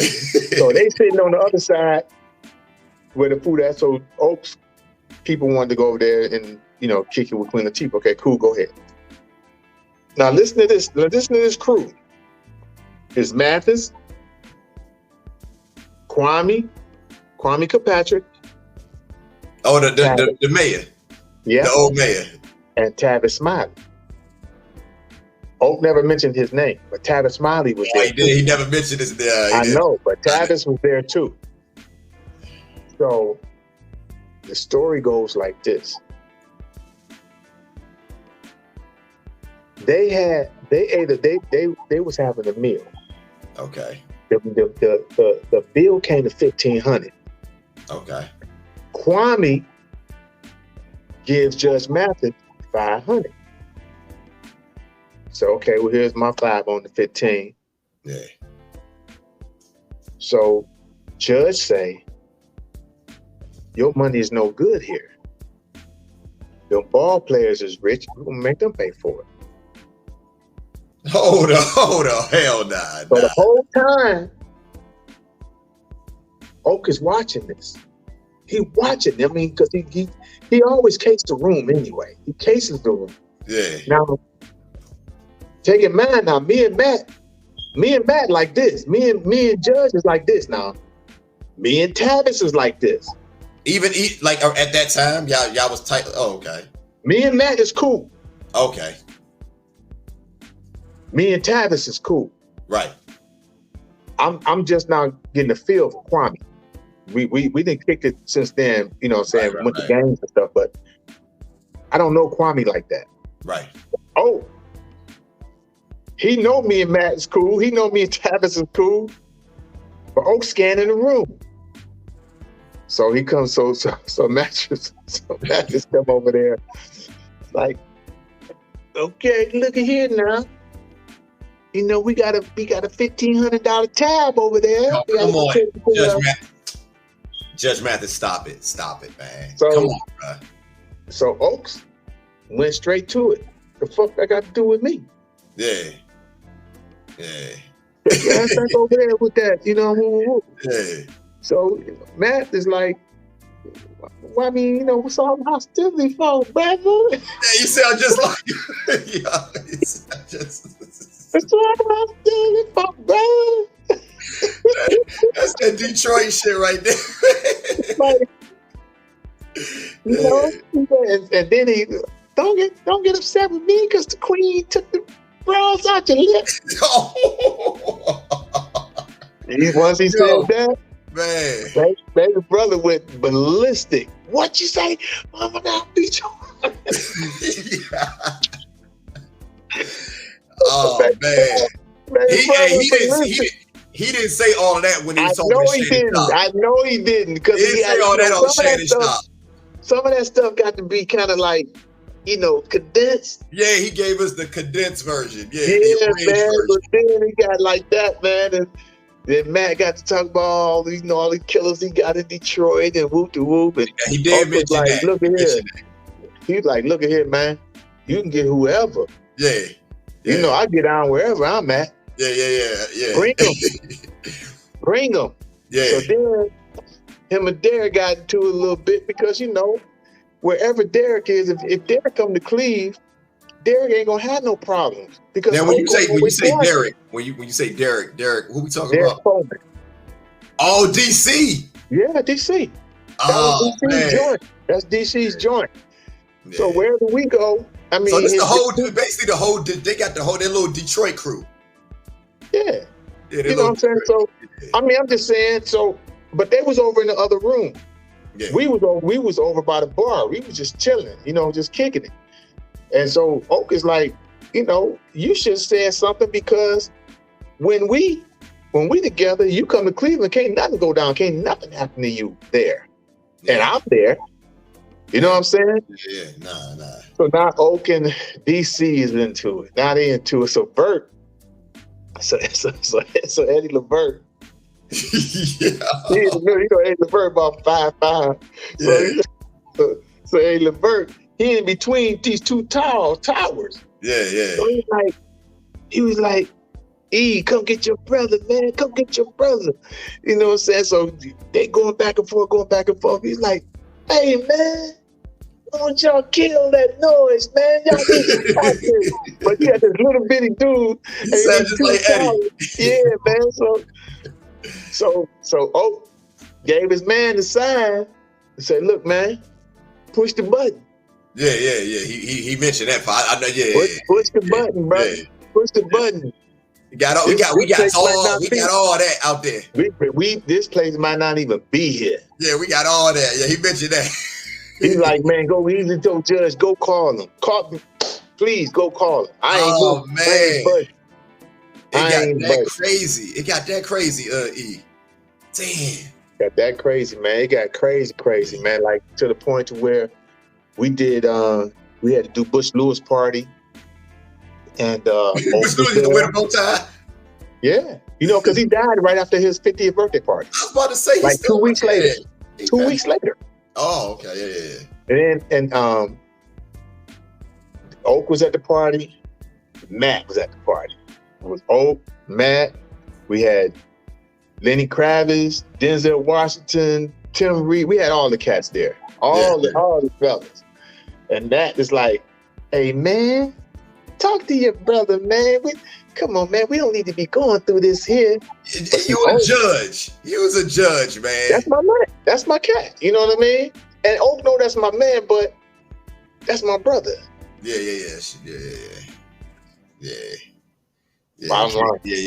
Exactly. Yeah. Kill that noise. Yeah. Yeah. You know what I'm saying? So I just went to Oak and I was like, Oak, it's Bush Lewis party, man. Nothing can happen here, man. Nothing. Yeah. He said, I got more class than that. Ain't nothing gonna happen here, but keep them away from me. So you just let that be where it's gonna be, huh? Oak feel that way to this day, man. Yeah. One thing about him, he's worse as me, if not worse than me, about grudges. If he got one, you get on his bad side and he got one, it's a wrap. Like, Charles Barkley never be cool with him. That's why all them cats will never be cool with him, man, because they you got to do something to him. Yeah. He don't just make up that stuff. Line, he don't just make up stuff. You got to do something to him. Yeah. Like the guy he talked about, he slapped in warm-ups. Yeah. That dude was talking fly to him on the phone. They called me about that. Yeah. They called me about that.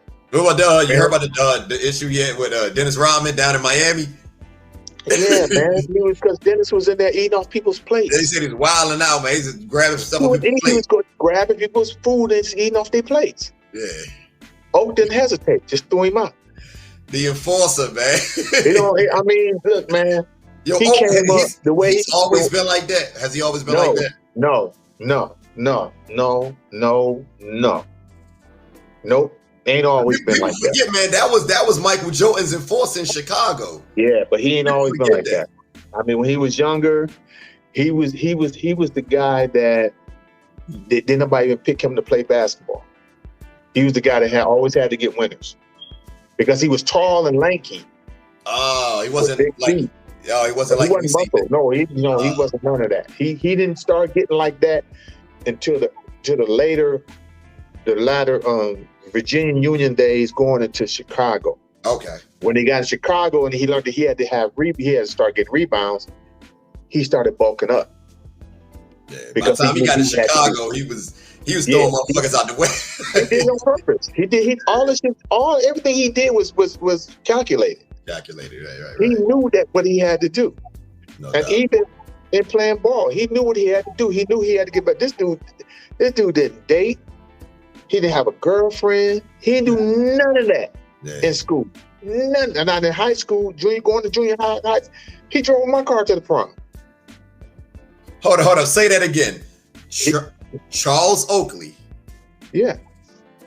Drove your car to the prom. He didn't have his own shit. No, he had a Volkswagen, a Beetle. Okay, my bad. Okay. Yeah, he had a little Beetle. Yeah. Back then, but I mean, he was just focused, man. He just stayed focused, man. He stayed focused. He didn't even, girls was the last thing on his mind. Yeah. He knew he wanted to, he could have played football. Yeah. I mean, but that's the real story, man. That's the real story. He left out a lot of stuff for the book, I guess. I don't know. Well, look, EG. I don't want to hold you, man. We've been chopping it up, brother. I have like tons of questions, man. How you gonna cut this up, man? It was just man, this gonna be part 2. This gonna be 2 parts, man. This gonna be 2 parts, man. Cause this is arguably one of my greatest interviews, and I done interviewed a lot of legends, man. But you have enlightened me to a lot of shit, man. I'm not even gonna lie, I wasn't privy to, brother. And so I appreciate that on behalf of the Bridging the Generation podcast. I really appreciate just having you on here, brother. Sometimes I'm sorry, man, but I think sometimes I get accused of being too transparent, and I think sometimes they want me to be. I mean, but you're not controversial, though. I mean, you haven't said. No. I just think sometimes, the transparency part is not like, I don't have a Hollywood version because I wasn't born in Hollywood. Okay. Yeah. If that makes sense to you. No, exactly. It does. Where does that humility come from? Because I mean, you just mentioned, man, you didn't sat. You didn't sat at the tables with Denzel Washington, Michael Jordan, Charles Oakley, your brother. I mean, you're in the goddamn OJs. It don't get no higher than that. Where did this humility come from? Where did it come from? You know what? Because you can be an asshole. Don't tell me if this makes sense to you. Go ahead. Do people ever ask you, man, how do you walk that? How do you walk that good? How do you breathe that good? Nah, they don't. Okay, that's natural, right? That's natural, right? Because that's just the way it goes, right? So I don't look at myself as being. You look at myself as being humble, because honesty is honesty. Right. If you say, okay, if you said this earlier, you said, when I go to these concerts, man, and they don't bring it, and I get let down, right? Yeah. And then I come behind you and say, yeah, man, they got the vocals in the box, right? Right. Okay, all you gotta do is one thing, is tell me I lied. I never thought about it like that. Nah, that's it. See what I'm saying? Yeah. Tell me I lied. Yeah. Tell me I lied on this. They try to say, like, nowadays they want to shame you and call you a hater. I'm like, nah, man, I want to see everybody win. I want to see everybody win, but give me your best effort. But this ain't but it's not even a thin line between hating and truth. Yeah, you said it, not me, brother. You said it, not me. It's not even a thin line. Yeah. There's only one way. Exactly. Nah, It's you're right. Yeah. So how can I hate if you didn't? Right. If you robbed the bank and I say, yeah, he robbed it, did I lie? No, what they say? Don't piss on my head and tell me it's raining. Tell me it's right. Listen, if you did it, you did it. Yeah. So that part of the game, because like it's hard for me to listen to interviews. When I listen to interviews and I hear those textbook answers, and I hear those answers that like, come on, man. That ain't. Now you trying to be polite, or you trying to look. Yeah. Don't ask me, man. But that's what we do on the Bridging the Generation podcast, man. I'm gonna ask some of the things that certain people might avoid, man. And I really appreciate you being as transparent, as candid as you are, because you could have easily glossed and gave me the politically correct answers that a lot of people in your situation would typically do. So I really appreciate your honesty, brother. Well, to answer your question earlier, because I heard your question. To answer your question earlier when you said like, hey man, you could really, you could be an asshole, you could be this and that, the third. I have to go back to my original statement that I made to you earlier. I didn't invent none of this. Right. Not nothing, man. I don't have a reason to be an asshole. I don't have a reason to be arrogant, because I'm not doing nothing special. Right. What I'm doing is I'm carrying on a legacy that was already built, right? It was already there when I got there. So I'm helping to carry it on. And when Chrysler came up with the idea of building cars, they needed somebody to put the doors on. Right. They needed somebody to put the engine in and put the trans in. I got the engine, I got the trans. So now I got to put the doors on. I got to put the windows on, right? To make that assembly line roll, to keep it going.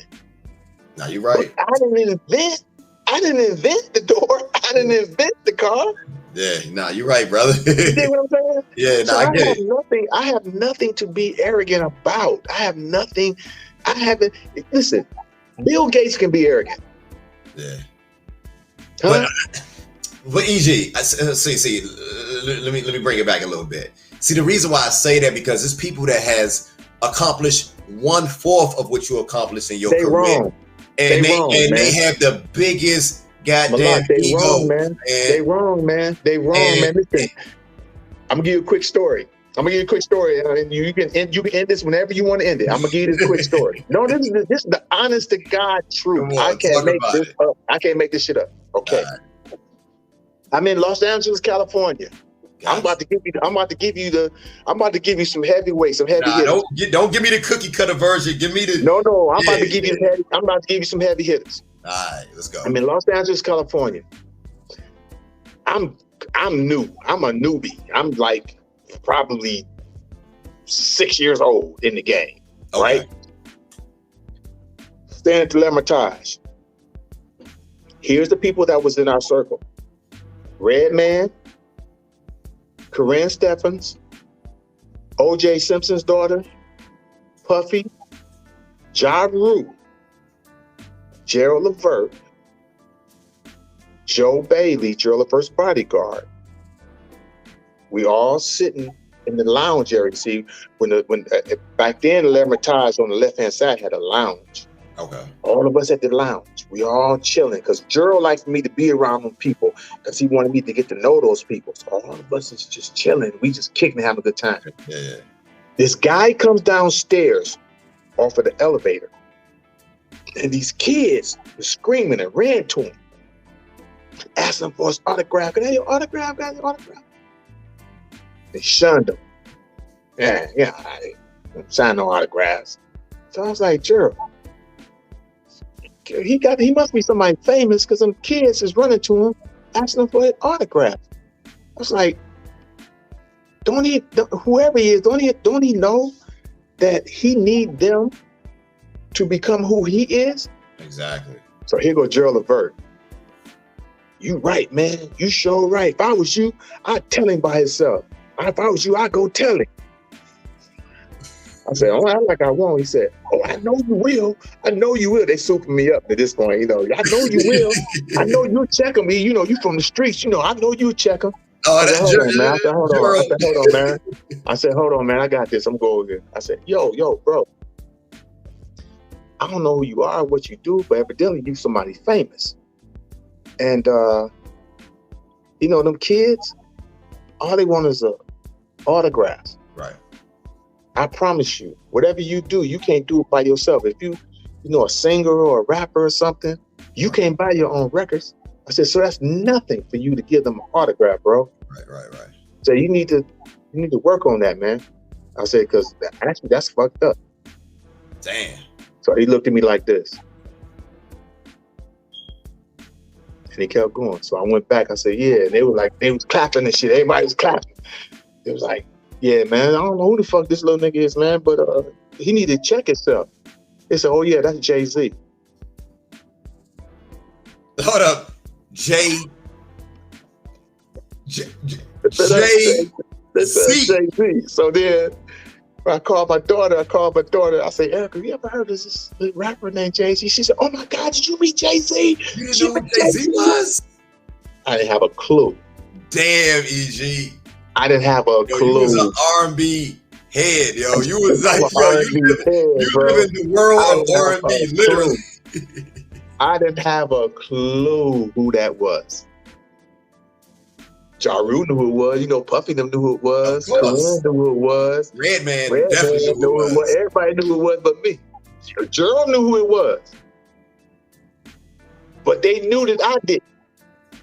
They knew I was green. So they jacked me up to go. Man, yo, this is the greatest interview that me saying that's a lot. This is amazing, brother. I'm sorry. Go. I saw Jay-Z at Clyde Davis party, because we did a Clyde Davis party. I seen him. He was sitting dead center, dead right, like me. You know, I'm in the middle, right? Yeah. Jay-Z was right there in the middle, right there, and he looked at me like this and said, "That's all he did." He didn't say shit to me, just like this. That's all he did. Right. That was the night he met Beyonce. Damn. Beyonce was there. She was her and Kelly was at the party. Yo, EG, man, you like, man, you like Forrest Gump, man. You know, Forrest Gump. I never heard it like that. It was in every historical moment that took place in history. That's cool. you, EG. That's you, man. I swear, brother. I would love to just see some of the things that you've seen. Just like I've seen a lot of shit in my day, man. But goddamn, EG, Jesus Christ, man. Oh yeah, man. That's Mario opened up for us that night. Before he had his very first record, Mario opened the show. Oh, when he had the braids. Yeah. Yeah, Lil Mario. Singing Stevie Wonder's Knock Me Off My Feet. Okay. And that's when Clive signed him. He opened up for us at Clyde Davis party. Alicia Keys had just did her first album. She was at the party too. Alicia Keys had just did her very first album. Yeah. She was there. Wow. I mean, we had everybody there. Clyde had everybody there, and everybody was like in awe of the OJs because the OJs was there. But they don't know that the OJs go way back with Clyde.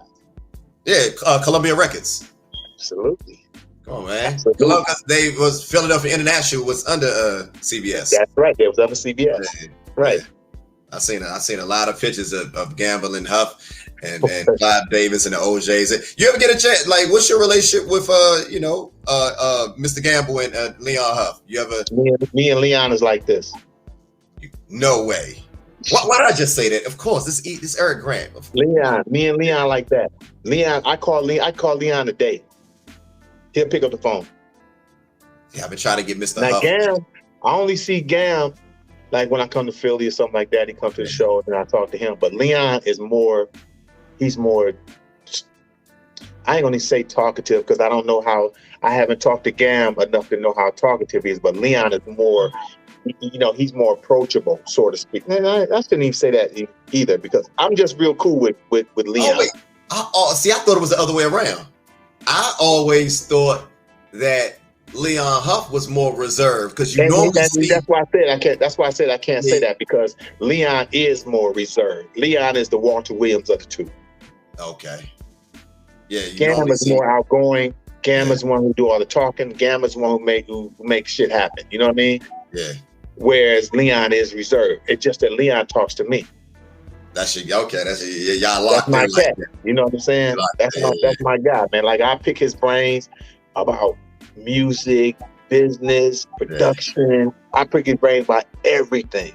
Yeah. So much so that he told me whenever I needed a record done, he'd do it. Oh, that's what's up, man. That's what's up, man. I just didn't pull that trump card because I really want to be. I really want to be worth something to the project. So that's what I'm trying to build. But EG, I mean, the singles that you're releasing, brother. Yeah, but they hitting, brother. They hitting. They're not getting the exposure that I feel like I should get, it ain't man. The music, though. It's not the music. It's just putting it out there, man. Because the business keeps on changing on me, keeps changing on me, and I'm always finding myself playing catch up. You know what I mean? And I know it's not the music. The music. Talk about that a little bit. You know, and I know we running long, but I wanted to bring this up because you've been around 20 plus years, man. You've seen it all. What are some of the disadvantages that you could say that some of the artists have opposed to, artists back in the day, and vice versa? What are some of the advantages artists have today? Because, a lot of stuff is coming out, via internet and things that we wasn't privy about as far as record contracts, as far as, how artists get paid and different stuff like that. But, from Eric Grant's point of view, how you see it? Okay. I know that's a loaded question, but I'm just trying to wrap this. It's cool. It's cool because I want to answer this. Back when they was pressing records, right? You got an honest count and an honest dollar of who was buying your records. I know where you're going with this one, but go ahead. You see what I'm saying? If your records is hot in Cincinnati. Right. You hot in Cincinnati because the mom and pop stores, they letting you know. Yeah. Hey man, I need you down here, man. Because when radio was radio, they played you because you had a good record, not because you had good money. They played you because you had a good record. And if you want to, and of course, if you wanted certain special things happen, you do a little something. You know what I'm saying? But I'm saying, it was just so honest back then. The dollar was honest. The fan base was honest. And if you had a good record, you just had a good freaking record. Yeah. You know what I mean? And I miss that. And I think that's where I'm stuck. I'm stuck at trying to create good music. Yeah. But see, there's another part of it that I haven't become good at yet. And that is the social media part of it. Because see, when they start coming up with streaming and downloading, the money got funny then. You know what I'm saying? Because talk about it, brother. Talk about it. Streaming, you get like a 0.5 cent. Yeah. Per stream. So you get 1 million streams, you ain't got no money. Nothing. Not really. It's nothing. So now you got to fight to get streamed. Yeah. And downloads, well, people got so many ways of getting your music nowadays that the downloads ain't even honest. So now you gotta kind of like rely on, and this is just me, being trying to assess things and being analytical. You gotta rely on wherever they get your music from. How many people got your music in that market? Yeah. And then you go to work in that market. There you go. How many people got your stuff down south? Then you go to work and you make the money back like that. There you go. You don't get the honest dollar no more. Yeah. Because streaming and downloads had just screwed it up so bad. Yeah. And that now you don't even know. you don't even know how to get your music out no more. You used to have a way to get your music out. You don't even know how, because people were coming from everywhere with octopus arms getting music. Yeah. People, they making stars out of people that ain't even. It's oversaturated. It's oversaturated. It's oversaturated, and then you got stars that's not worth. I'm using this word. I'm using this loosely. Hey, go ahead, EG. Come on. This is the Bridge Generation podcast. Talk about it. Come on. That's not worthy of being stars. You know why they're not worthy of being stars? Because they didn't. If you didn't travel through that chitlin circuit that made you hone your craft. Yes. That made you respect your craft. Yes, respect the fans. Yes. That respect the honest dollar of people buying your music. Then you don't know. So you feel entitled because you put out this fantastic record, and now you're able to go buy this diamond chain, and you got what you think is the finest woman ever. Now you think you're entitled to the world, but you didn't put no work in. So if they did put you on their mic and the light and 200 people, 210 people, you gonna die. Yeah. I mean, that's why their careers don't last that long. That's why they don't. So now what happens is they come and go so quick. So now what happens is you create what they call them, people who have mental breakdowns. Oh, okay, I see what you're saying. Because now what happens is you had all of this one day in 2022 and 2024, you ain't even thought about it. Nobody that's a fact. Because what they do is they get another one just like you, and they put them right there. Yep. Get rid of you. They get rid of you. You know what I noticed, EG? Real quick, I just want to say something real quick. Maybe you've seen this, but I don't hear a lot of people touch on this. It seems to me like fans of their favorite artists, they get tired of them. Like, they get tired of their own. These supposed to be artists that are beloved to you. No loyalty. 2 years from now, if you hear that song that was hot 2 years ago, man, we ain't listening to that no more. You still listen to so-and-so. I'm like, it just came out 2020. Because it's trendy. I feel like it came out a million years ago. It's trendy. That's because it's trendy. Everybody going with the winning bus. It's all an assembly line. When you got an assembly line, all you try to do is fulfill what that next car. That car that came out, we just trying to change the headlights and the back tail lights. Nah, that's same car. Yeah. I mean, man, I'm not hating that.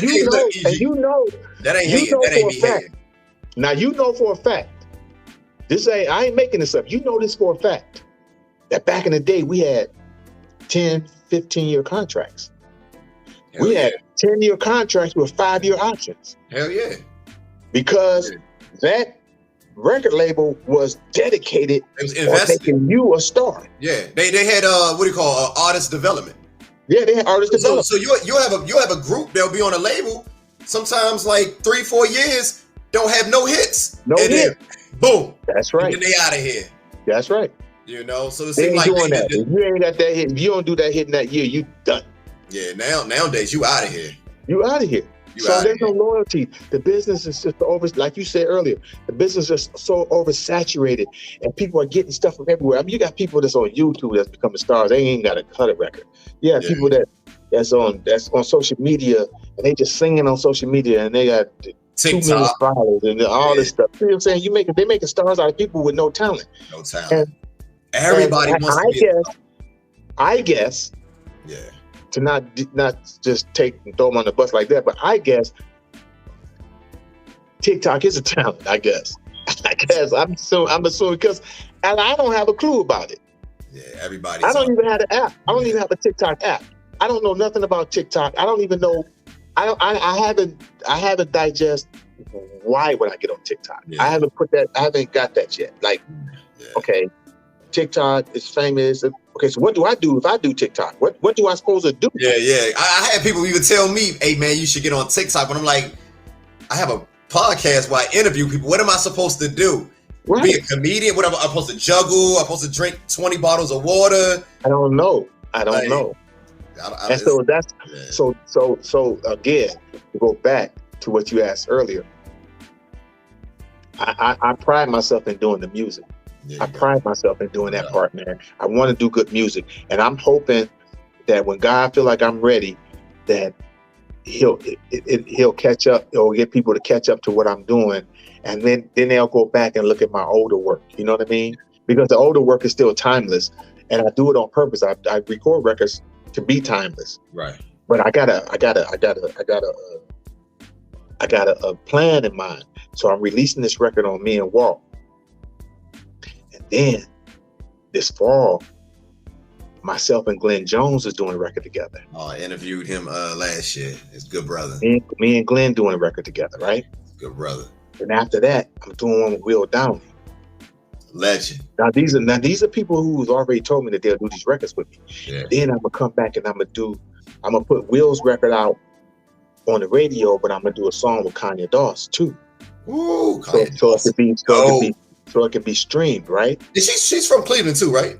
Right. She's from Cleveland. Okay. So we're gonna do a song called Quality Time.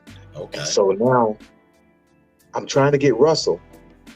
Russell sent me his number. I just haven't talked to him yet, but I'm trying to do a duet with Russell Tompkins Jr. from the Stylistics. I'm about to say, because I just interviewed him. I got his number too. Yeah, so I'm gonna do one with him. Yeah. I'm just gonna mix up the genres. I'm just gonna mix them all up. I see what you're doing. I see what you're doing. I didn't even realize that. Mix up all the genres. Yeah. And I'm doing a EP called Eric Nolan Features. Okay. That's what I was waiting for. That's what I'm like. I'm listening to the songs that you have, EG, and I'm like, man, it's a dope collection, man. But I would love to hear a project. You know, give us an EP. That's good. That's good enough for me. That's what I'm doing. I'm doing an EP of Eric Nolan Features, so that I can try to get the Eric Nolan out there, so people could take me serious about being a artist. And then I'm gonna do one song featuring.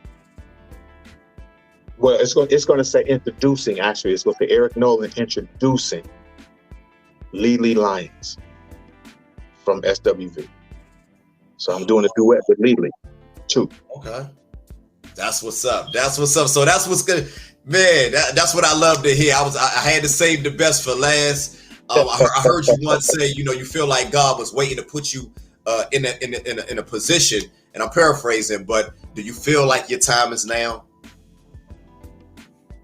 Yeah, you know that's a loaded question, because I don't know. I'm just gonna wait to see what God says. Okay. Because the part that I'm a little apprehensive about, I know there's life after the OJs, and I know that when Eddie and Walt decide they don't want to do it no more, I don't want the group. I don't want to try to replace them two and go to work, because they're irreplaceable. Right. Those two guys are so irreplaceable, and you could end it on this one. Those two guys are so irreplaceable because see what they bring on stage in their vocals and their performance and their demeanor. Right. Is the outhouse, the drinking out of black fountains, the coming in the back door to perform because they can't come through the front. Oh yeah, eating their food in the back, right? Because they're not allowed to eat out front. Wow, you know what I'm saying? Yeah, Just the years that they went through of segregation and racism and all of that that's built up, and it pours into the music and on stage and in their demeanor. And I'm never going to get that, or even be able to get that person to understand that. Yeah, you can't duplicate that. And trying to replace those two guys. No doubt, that's a fact. You see what I'm saying? Gotcha. So I gotta work harder now in trying to build Eric Nolan so that I can go to work, and so that I can keep that whole thing going. You know, as far as just the music, just music. Right. I'm gonna stay honest to the music. That's the reason why if you listen to any of my songs, all my songs are done with a live band. Every last one of them. Yeah. Everything I do is with a live band. I get that feel. Yeah. Oh no, it's Sonically, a live I band. wonder. That's why it connects with me. You A know, lot of them like, is playing. They're playing together in the studio. I did it on purpose. And if one person mess up, we just cut it again. okay. You know what I'm saying? The Oh, only thing that I did without the band playing is the horns. I did the horn parts. The band laid the rhythm section down. Then I put the horns in there, and I might put the congas in there, and I might put the organ in there. But the meat of it, the lead, bass, drums, and piano, right. they're cutting at the same time. Damn. And I did that on purpose. I wanted that feel. You can't beat a feel. Yeah, hell nah. You can't beat a feel, man. That's why I'm telling you, EG, put that shit out, man. I can't wait, man, because these singles, man, they connect with me, and I like them. I love them, man. Well, you got the new single. I'm definitely going to plug that. Yeah, I'm definitely gonna plug that on my platform and try to get that out there. But brother, I really, man, on behalf of the Bridging Generation podcast, man, really appreciate your time, brother. Where can we find you at on social media? Anything else you got in the works before we get up out of here, brother? Everything that you want to find about me is on ericsroom.net. Okay. I'm on Instagram. I am Eric Nolan, and my Facebook is Eric Nolan. Gotcha. My Twitter is I am Eric Nolan. No. And I have a radio show in Cleveland on WOVU 95.9 FM. Sunday nights at 8 o'clock, I do like a for lovers only type deal. And Mondays and Tuesdays at 3 o'clock. Drive time. No doubt. Well, you heard it here, man. I'm Malak Arif, man. You done chopped it up with us on the Bridging the Generation podcast, man. I got special guest Eric Nolan Grant. Thank you, brother, for your time, man. Really appreciate it. Nah, brother, no, the pleasure is all mine. Keep killing the game, man. Keep doing what you do, man. Appreciate your contributions. I just love how you continue to preserve the culture, man. Keep the OJ's legacy alive while still staying true to who you are, man. I love it, brother. Just keep doing your thing. Thank you. I appreciate you, bro. I just want to see how you're going to cut this up. This is going to be... yeah. I'm going to see how you can get in 2 hours and 19 minutes. I'm going to see how you do that. We go figure it out. I'm going to talk to my partner. We're going to talk to my partner. We're going to figure it out. We're going to figure it out. I'm Malak Arif, Eric Nolan Grant. We signing out. Y'all have a good night.